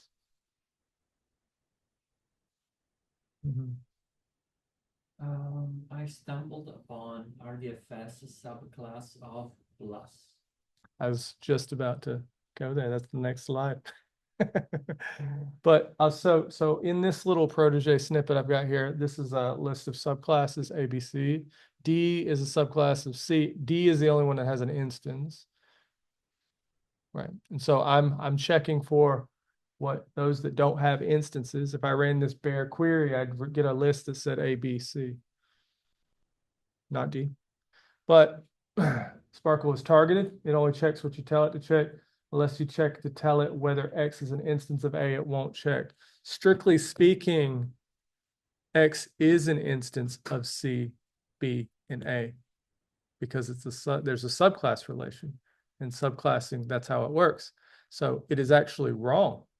If I'm looking for just tell me the classes that don't have subclasses, it's actually wrong not to or to return any of these. Because D has an instance. And so all of its parents have an instance. Right? So, but again, Sparkle is targeted reasoning. It doesn't do that for you. You have to be very specific. It only checks what's asserted. And the only thing asserted here is that D has an instance. There's some ways around it. There's some ways to like move through. Now, suppose you want to match all proper inferred subclasses of a class. All of the inferred subclasses of a class. As Giacomo is pointing to, RDFS subclass plus matches 1 to n paths excluding itself. It will search through all the subclasses as well. Suppose you want to find all the subclasses of A, including itself, star or asterisk. So this would count the RDFS subclass star matches 0 to n paths. That is to say, it will check the class like the initial class too. So the difference here it's the difference between if you're using plus, you want to say start here, look down. If you use an asterisk, you're saying start here, including me, and look down. Question on protege. Mhm. If we use a reasoner and we infer new things, Mhm. where are these things? So it depends on the reasoner, but you can have them added to the file proper, in which case then they will be asserted. And there is some functionality, especially when you're looking in the swirl stuff, to allow you just to do that. If you are also, if you're running a reasoner and you are depending, Protege used to do this. I'm actually not sure if it does, but if you run a reasoner and then run a Sparkle query, I don't think it stores, it's not going to store the inferences in your file, but it used to, the Sparkle query used to run against both the file, like the asserted file and the inferences in memory. I'm not sure if it still does that, especially not with the new updates. But to answer your question, it depends on what you're doing. There are some ways to have it asserted and then added back to the graph. So like in the swirl tab there, you can say like add triples. It'll just add them straight to the graph and you could save it and then you could run it again. Pellet does like incremental reasoning, which does something very similar too. You'll start adding stuff back and then you can query again. Yeah. So note here, the plus in this version of the query. It's the same query, the difference being the plus. So Sparkle, just to reiterate, you have these two operators that can be appended to subclass of, and also subproperty of. You can do the same thing with subproperty of as the plus and the star, or I'm sorry, asterisk. And again, plus connects the subject in the subproperty version. Plus connects the subject and object of the path by one or more matches. And then asterisk connects the subject and the object of the path by 0, so it includes itself. So it's very similar. So do you want to include the subproperty that you're talking about plus, or the property you're talking about plus all of the subproperties in this query, or do you just want to include all the subproperties? If it's the latter, use the plus. If it's the former, use the asterisk.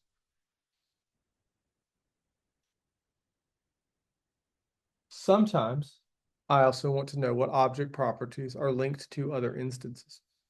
Can I ask a quick question? Yeah. With the last one, was that to distinguish, like, if you're returning the object properties, you want to like say whether or not you want to carry over the sub properties of those? Or what was the purpose of that? So the purpose of this one, so in this query, well, if this description out here is actually for sub properties of, because you can do both, but up here, this query is referencing subclass of. But if you just transpose or look at this query modulo, instead of subclass of, just put subproperty of in there.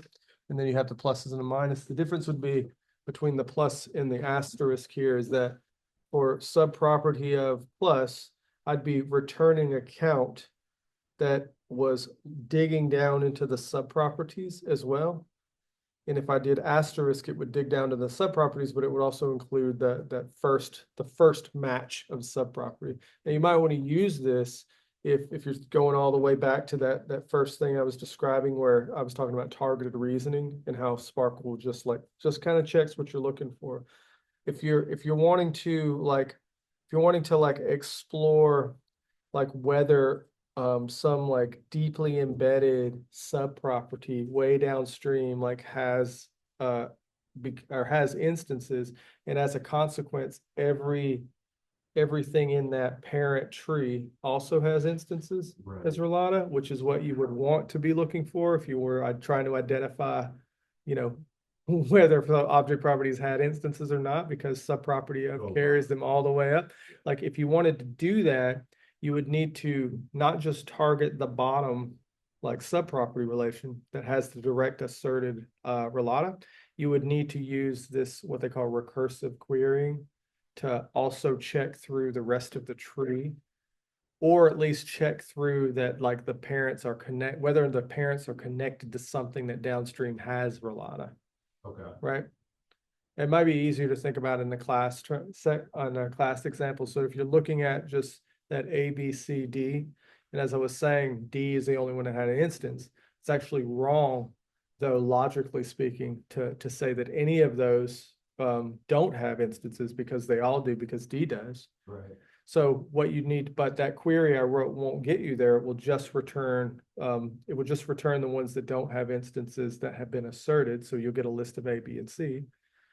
To get the rest, what you have to do is you have to say, listen, Sparkle, I want you to check not just for asserted instances, but I also want you to recursively check that anything that is related through subclass of is not related to something that has instances.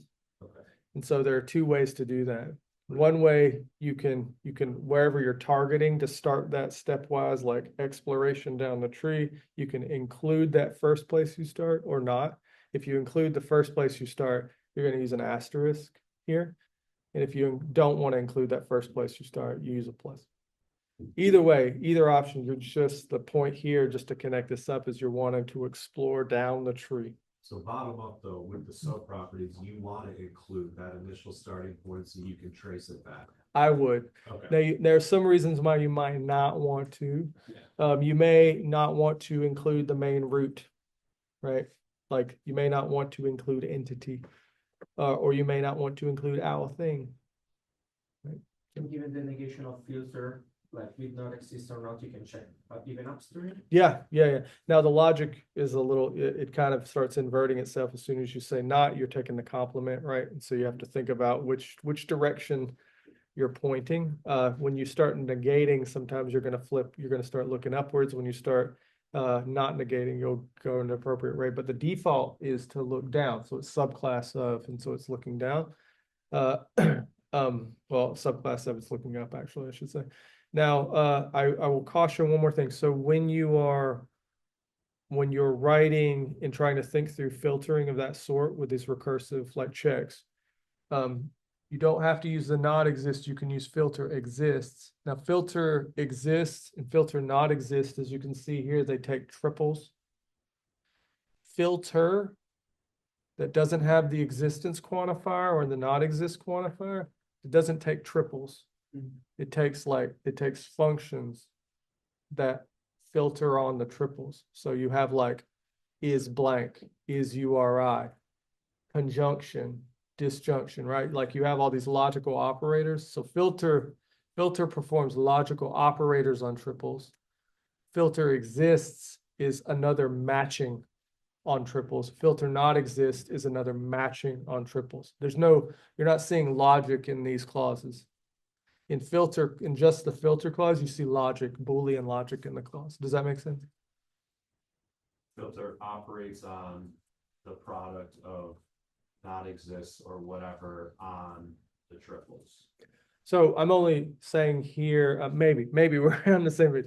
I'm only pointing out here that, there are three cases in which you're going to see the filter keyword. There's just filter on its own.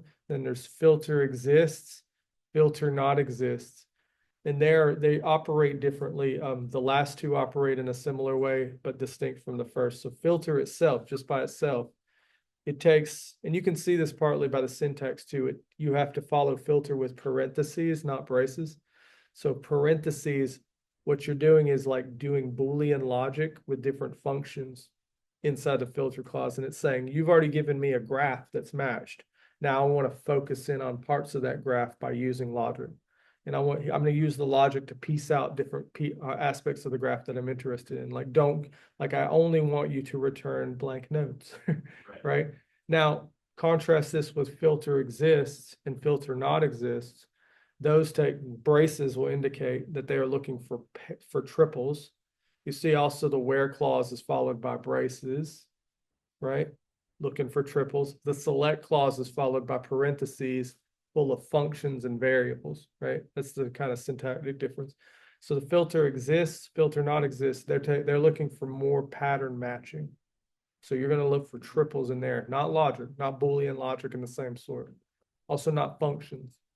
So right here in the filter not exist clause, that first one you see, you're not seeing conjunctions, you're not seeing disjunctions, you're not seeing like temporal reasoning, any kind of built-in function. What you're seeing is instance, give me a match of things that are of a type class, and that's a triple.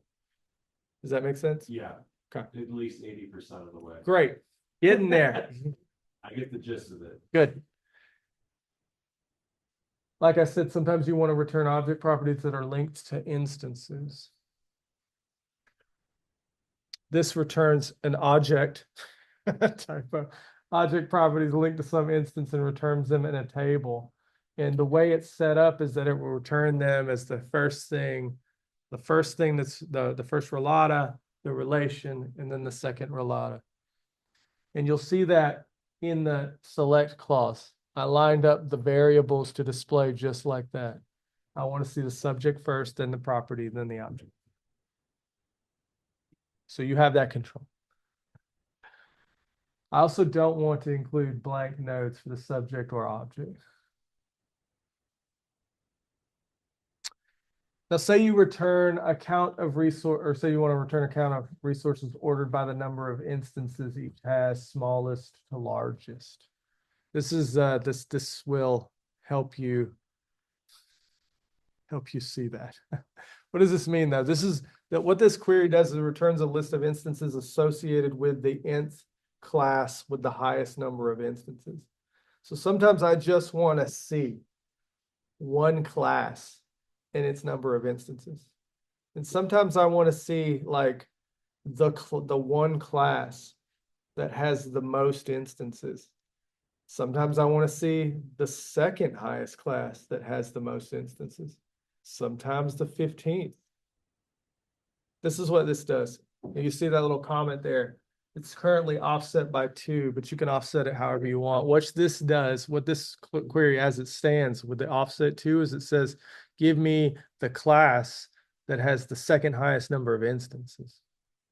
It's grouped by type and it's ordered in descending fashion. And there's a count clause in the bottom there, you see. Why would you do it? Suppose it's too long. You could initially just return that. And this is what most folks do. I found they might want to return, and you could return with just a little bit of adjusting of this, the whole list of classes ordered by the number of instances they have, smallest to, or largest to smallest. That can be very large. If you have a database that has a lot of instances for lots of different things, you can get quite big. So you may not care to see all of that. It might not be manageable, and you might want more targeted focus on which instance or like sets of instances you want to focus on. That's what this offset is doing. Also with the limit clause, I just want to see one. The pattern matching is going across the graph, and then I'm saying, but don't show everything to me. I'm lazy. You can change 2 to any number you like. And this one return, and this goes back to what I was saying a minute ago about just returning the classes or the object properties with instances ordered smallest to large or largest to smallest. So you could get something like this is quite large. That's why I have that offset variation of this. But in this case, this is just a simple ontology I built to illustrate the purpose. I'm just returning the count of instances of a resource ordered largest to smallest. I just wanted to see which things had the most instances ranked. Our annotation property is like background in Protege. It has 206 instances associated with it. The one I introduced in this made up graph, D, it just has 1 instance. Remember I said A, B, C, D. D is the one that had 1 instance. It's the same graph. D is on the bottom and it just has 1 instance. And so it is on the bottom, like, again, resource, what I'm returning here in the select clause is the name of the resource. There's a string count. Now, different here, this is where we get back to the ordering. I'm filtering on the blank stuff, but I'm saying, listen, group these by the resource, and but then order on the instance count. So what's going on here is that in this order by descending, I am counting the instances and then ordering them first before returning them as a string. So I'm ordering them. Then I'm saying, but don't give me back just the order, because if I did just have it return the order, it would give me that XSD integer nonsense. I don't want to see that. So I'm saying do all your ordering first, then put str in front of it and return it as a string, so I don't have to look at all that nonsense. And so this is how you can do that balancing act between getting the ordering in without having to look at that nonsense. You order at a different step of the query, namely at the bottom where you're doing the grouping, because there are keywords to let you group things and order them. And then after that's done, I just want you to show me this in the select. Does that make sense? Other useful operators to keep in mind. Suppose you want to match the parent class of a given class, but only have a Sparkle Owl subclass of relation to work with. Did I write that weird? Suppose you want to check the parent classes of a given class, but you only have Owl subclasses, right? Suppose I want to look in the other direction. I want to start with the parent class is what I'm saying. And then I want to go in the other direction rather than looking from the subclassing side. I want to go from the parent class, but there's no OWL parent class of, or parent class two. There is a built-in function though, here in Sparkle, just the caret. If you put the caret in front of OWL subclass of, you get the inverse of OWL subclass of. So this goes back to that recursive querying. If you combine this with the plus and the asterisk, you can and the filter not exist, you can start easing up on your cognitive effort and with thinking about which way is the right way to go. Now, suppose you want to match that any X is of RDF type of OWL subclass of A. That's a chain, right? I want to match anything that is a type of a subclass of some specific class. There's a property path. You can just do this by putting type / subclass of, just like that. You simplify. It's pretty handy. Get pretty gnarly chains. Now, also, suppose you want to match all things such that they're either an RDF type or an OWL class or an RDFS class. You can use just the bars. This is read disjunctively. It explores all of the options.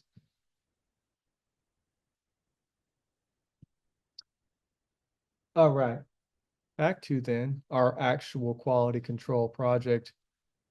As you know, you're investigating adding quality control checks to CCM. I won't go through this again. We've seen it a million times. Still haven't fixed those 86 violations. But here's the project, right? Writing queries, varying levels of difficulty according to this metric. Template. Got to have this stuff in it. Got to have the bind for the concatenation of the warning of the error. Some existing Sparkle queries to check out. Found right here in the GitHub. Right there. Here's one we've seen to death. Also some documentation and design patterns to help flesh out what options are on the table, as well as exploring the OOPS tool for inspiration and annotation conventions, etc., that we have been rolling out, or at least starting to document in our group. But, I can tell you what they mean right now, or what they are right now if you want. And also with the admonition, or at least the advice to check these, whatever you're coming up with, is a Sparkle playground. So, how's it going? How's the project going? So Giacomo created a Google Docs, and it seemed like it was more like, hey, we need to get to this Google Doc quick because we didn't want to have repetition. Mm-hmm. I think that there is some slight repetition, but overall, it looks like there's a lot of uniqueness throughout the whole entire class. Delightful. You guys want to show me something? Sure. Let's do it. I can show mine. Can you see my Sparkle? I can't. I can see your browser with Logic for Ontologists Fall 2024. All right, hold on. Let me make sure I do the full window. Desktop one. All right, cool. All right, share. All right. All right. So here's the assignment. Mm-hmm. Down to mine down here. Okay. So Sweet. So I think I did, how many did I do? I did 8. And so my summary of points, my first query, I made sure I had a 0 pointer, I had a 2 pointer, a 3 pointer, a 5 pointer, 20, 25, a 35, and a 10 pointer that somehow equaled 100. I do some math. So I thought this was crazy because I looked up in CCO and I thought this one would have already been done, but it wasn't. So I looked up Busy, missing. man, I'm busy. That I'm busy. I know. So you got that one. That's a very simple one. Mhm. And that I said that was 0 point. Yep. The severity is error. Then I had checking for multiple RDFS labels, equally as bad to do. Said that that's a 2-pointer. Its Mhm. severity is warning, so it just gives you a warning. And then we did missing Scott's Hold on, definition. go back, Yeah. back up. Shouldn't you assert that they're different? Aren't you looking classes with multiple labels? Shouldn't you be looking for the fact that they're two values and they're not equivalent? Oh, you mean like as if I had like RDFS label as truck and then I had another RDFS label as truck? Yeah. Yeah, I guess I could fix that. That makes sense. Mhm. Okay. I mean, yeah. Now my question is this for reasoners and stuff, is it going to be confused if there's two at all? Or is it only going to be like, does it really break? Because I know Alan's always talking like, oh, is you're going to break the reasoner. But I guess if it's just a fat Annotations, annotations are ignored by the reasoners, but there's some tools that are, they don't have like, they don't separate distinct occurrence, or I'm sorry, they keep distinct occurrences separate. So in a tool that's well developed, you could have multiple RDFS labels, but they pick out syntactically the same thing. So like truck with the same capitalization and all that good stuff. And they would just resolve as one occurrence, right? Like that's ideal. Not all tools do that. So some display will display multiple labels, even if they're the same, because they're multiple occurrences. Top Braid used to do that. It's a pain. So if I were to come in here and fix this one, because I'm going to forget, John, if I don't fix it. Okay, let me come down here into my query number one. What was it query two? I had. So you're saying right here I have has multiple, but I really want to put has what unique multiple or What the query should be checking is whether there are two labels that are not the same. okay. And So I actually, don't want it checking if it has multiple RDFS labels. I want it to be checking. yeah, I think yours is doing that. I think it's checking. It looked like it was checking to see if it had more than one label. I'm sorry, like multiple occurrences of RDFS label. You had like a count in there. Uh-huh. I did, yeah. Yeah, why wouldn't he want to do that though? Right? Oh, If you can only have one RD well, I'm of not label. saying you didn't. You He's would. saying I want to check and see also if the labels are different, right? Yeah. Because we don't want Sounds to like a separate Sparkle query to me. Extra credit. I think I have that Sparkle Do you query. do that as one Sparkle query, or would you do that as two, John? I think I actually have it in here. I'm looking. Duplicate label. Yeah. Okay. In So CCO? Yeah. It's in the repo. okay. No two ontology elements should have the same label. Okay. Mm-hmm. So that's sort of a good example, I guess, of like where that's duplication, but it is and it isn't. It's just they're different queries, but they're kind of doing the same thing. Yeah, you're gonna see. So it's actually as you work through this, you'll see it's a little challenging to not overlap. But that's okay. Like as long as we overlap in a meshy way that covers all the bases. Then I did missing Scott's definition. Mm-hmm. So it's very similar. I almost wrote it the same way. Right. Still worth like 3 points. And then check for deprecated class. So really I wrote it almost the same way. And then the one I had that was cool was with check for properties with no domain. Mm-hmm. That was one of my favorite ones. And then unconnected classes. So it's not connected to the root L thing. Mm-hmm. I mean, the cool thing was is that they kind of you got into the flow and you realized that like they're very formulaic. Yeah, they really are. Yeah, yeah. Let's And see. then check for missing owl equivalent class. And that was a little template or whatever. That's what I got. So Curious about 8. So what oh, here I'll share again. yeah, I'm curious about what you would do with that with 8. So let's say class is missing an equivalent class. So not everything should get an equivalent class, right? No, Like yeah, some stuff is primitive. That's not to say this isn't useful. maybe what would be more useful is check for equivalent classes. Yeah. It would just reverse it. And then I wonder, I'm just kind of brainstorming. Are there any are there common structures, not owl-based structures, but kind of structures in Common Core as a design pattern or convention? Are there any common structures they have for equivalent classes? Because if so, that's the sort of thing that would be useful to add on, right? Check for all the equivalent classes and make sure they have this structure. Yeah. Analogous to like check for genus species, right? Because all the classes have to have that sort of structure in their textual definitions, and then there's a schema that you can check.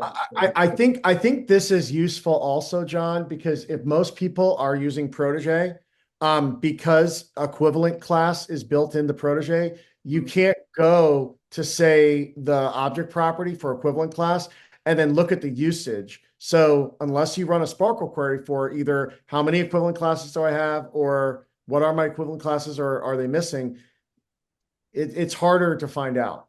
Yeah, yeah.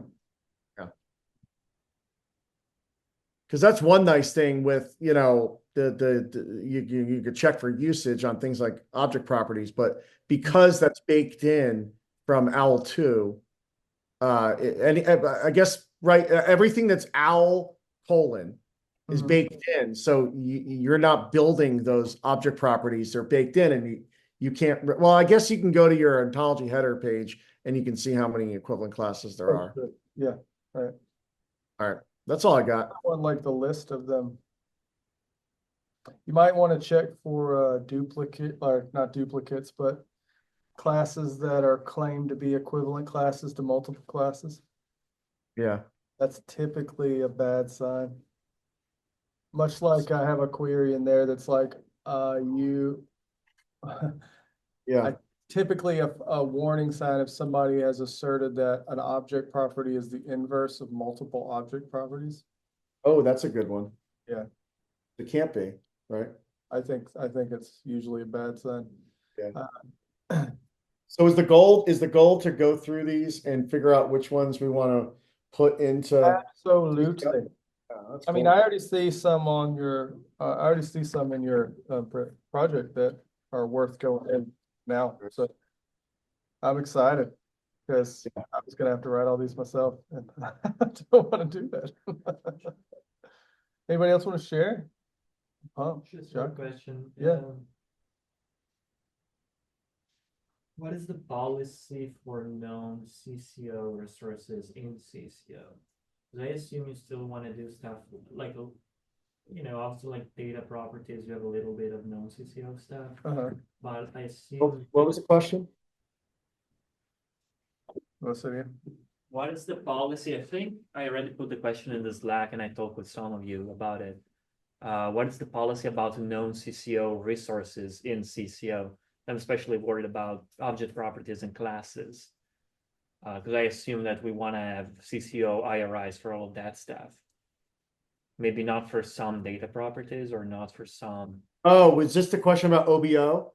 Yeah, I was specifically worried about someone accidentally using. Yeah, I think I answered that. I hope my answer was right. And I would say that CCO uses BFO and then it uses its own import closure. And everything is contained inside of CCO, including down into their their domain ontologies, if you were able to get a hold of like transportation ontology, infrastructure one, the watercraft, things like that. So if there is something in OBO that CCO wants, they're not going to take the OBO, they're going to rebuild it into CCO. Yep, Okay, that's right. yeah, that makes sense. It used to not be like that. But, people. That's typically the way to go. The way around this sort of interoperability issue that I suspect is motivating the question is mappings. Same with IOF. They've gone a little bit out of alignment, and so what do, we either bring them back into alignment or we map. Does anybody have another Sparkle query to show or Sparkle project result? I'm curious. I'm gonna get an insight. I can show you one that I think is wrong. Let's do it. Giacomo is going to show us his mistakes. Oh, cool. He's like, should I? Yes. Realized I did the mistake, and then I fixed it in some of them, but not all of them. So I was working on I wanted to check whether all the generically dependent continuants have something they generically depend on. That seems like a design pattern we would like to implement. Does that make sense? Okay, so conceptually that makes sense. And I realized that what I did was asserting the relation between the classes directly. That does not make sense. So what I did is take something which is a subclass of GDC. Then I want to check whether it is the case that it's not depending on something else. But I don't think this is the right way to do this. It would be the right way if it's an instance. What I need to check for is whether they have an axiom saying that it generically depends on to something. Does that make sense? Yeah, so they can't exist if they don't have an axiom to something they're depending on, right? Or they Right. shouldn't have modeled. There's no reason to model it, right, John? Yep, that's right. Yeah, so you're looking for the instance level. Yeah. So Yeah. this will be if This this is- was yeah. an instance, That's right? right. But It then will make it can't sense. be an instance because it's an It's a class. subclass. Yep, So, yeah. that's right. So And then you also have, you're returning an optional label just in case. Hopefully they all have labels. But John, wouldn't you also need an axiom it will, at the class level, the universal axiom? So it may be the case. You'll have to look at CCO, right? So if they have, and I can already tell you this is probably not. But they don't because they're under They, axiomatized. they don't put, they don't put. So this would probably, like, if you made this a rule, Mhm. CCO all of a sudden would be like a massive violation of that rule. Oh, absolutely. Make it a warning. Because And that really doesn't help the user because you can see these GDCs and then unless you know CCO really, really well, you don't know what, right, Giacomo? You don't know like what it's actually associated to, so especially when you're using RDFS labels that are ontology labels that sometimes they're very obscure, like, So here's a way forward to both have a QC check and repair back and forth. So it could be if the design pattern is something we want to preserve, if the design pattern is something that's going to raise a lot of violations, and there is a strategy or like something you can like encode to insert back into the graph if these things are observed or noted, you can do that, right? That's part of the QC process. What I mean is, let's say you get 100 million violations because nobody's asserting this relationship. You can introduce a construct query or a construct plus insert query that runs, that's optional, so that anytime you get a violation, instead of just returning error, you insert the needed triples. okay. oh, that's cool. That'd be great. But then there is semantics there that I need to flesh out case by case. Absolutely. Well, maybe case by case, or maybe there's some structure that's going to be Yeah. common regardless. Now, the thing to worry about is like the IRI structure, because you may have to add new instances. In the IRI structure, I think the typing is going to be fine. You make them subclasses of a certain sort. You could get fancy and try to make them subclasses of like subclasses, but that I think you might be only able to do like a certain general subclass. But the IRI structure will be the thing that you have to make sure that is conformant. They all have the CCO IRI structure when you're adding the instances. And with GDCs, would you always want to keep the axiom, the object property using a very simplistic, like participates in or part of, or do we want to get over? Because like that's the other problem. I think Giacomo is like I think we have the tendency to want to. I mean, even in like the zebra puzzle, right? We're just like inventing like object relations or object properties. We want to tend to stay away from inventing new object properties when we can. I'm not sure whether the instance level checks will be useful later since we don't really have that many instances in CCO. That's right. That's I mean, right. we do have some. It's more like helpful for people who are working with CCO. Most Let- of the instances are really at the like the domain ontology levels, right? Right. Let me add to this then. I'm kind of trying to like throw some breadcrumbs here. So when we get to shackle, so shackle is a way to like match, say your graph looks like this, it should look like this, error warning. Shackle and Sparkle work together with RDF. So it is, you can have a shackle file that says your graph doesn't look like this as you're adding data to it, it doesn't look right. And then you can have a Sparkle query called whenever it doesn't look right and say, add this. So that's the user level. So that's so what I'm getting at. I mean, this doesn't come up proper because we're doing QC, like quality control, just make sure I don't have to look at this stuff. But this is sort of getting into the territory though, where we're doing kind of QC and repair, where the repair stuff is best, I think, handled through a Sparkle. I'm sorry, through Sparkle plus Shackle, insofar as you have a shape graph that says this is exactly, these are the design patterns we have to satisfy. And then whenever you deviate, you could do one of two things. Most of the time, people just throw up errors and then like warning messages, and then we have to go fix it. There's another way to do it, which is that plus use the functionality of Sparkle to do injections automatically. You know, it might be another good one, Giacomo, for this with the GDCs, if you're creating axioms, is to verify that the range and the domain are correct That's true. for the axiom. That'd be a good one. Mhm. I have one which does IC, IB, IQE, and checks whether they're all connected in the right way. Right. But that design pattern will never be in, maybe in some CCO classes. Maybe I will be surprised if there is like more than, I don't know, 5 or 6. Yeah, but but it doesn't, just because it's not in CCO proper doesn't mean that you're not going to put it into an overlay that you're going to use or something that you still assert those things from CCO. So like I've done that before, right? Where I create an axiom between two CCO classes. And then what I do is I just put reification on it to say that I created it and that it's from my overlay ontology or something. And then I still use it. So don't feel like just because there's two CCO classes, you can't assert things like maximization between them. You can't, it doesn't mean that you're gonna like send it over to John and have him put it into CCO, but you can still use it.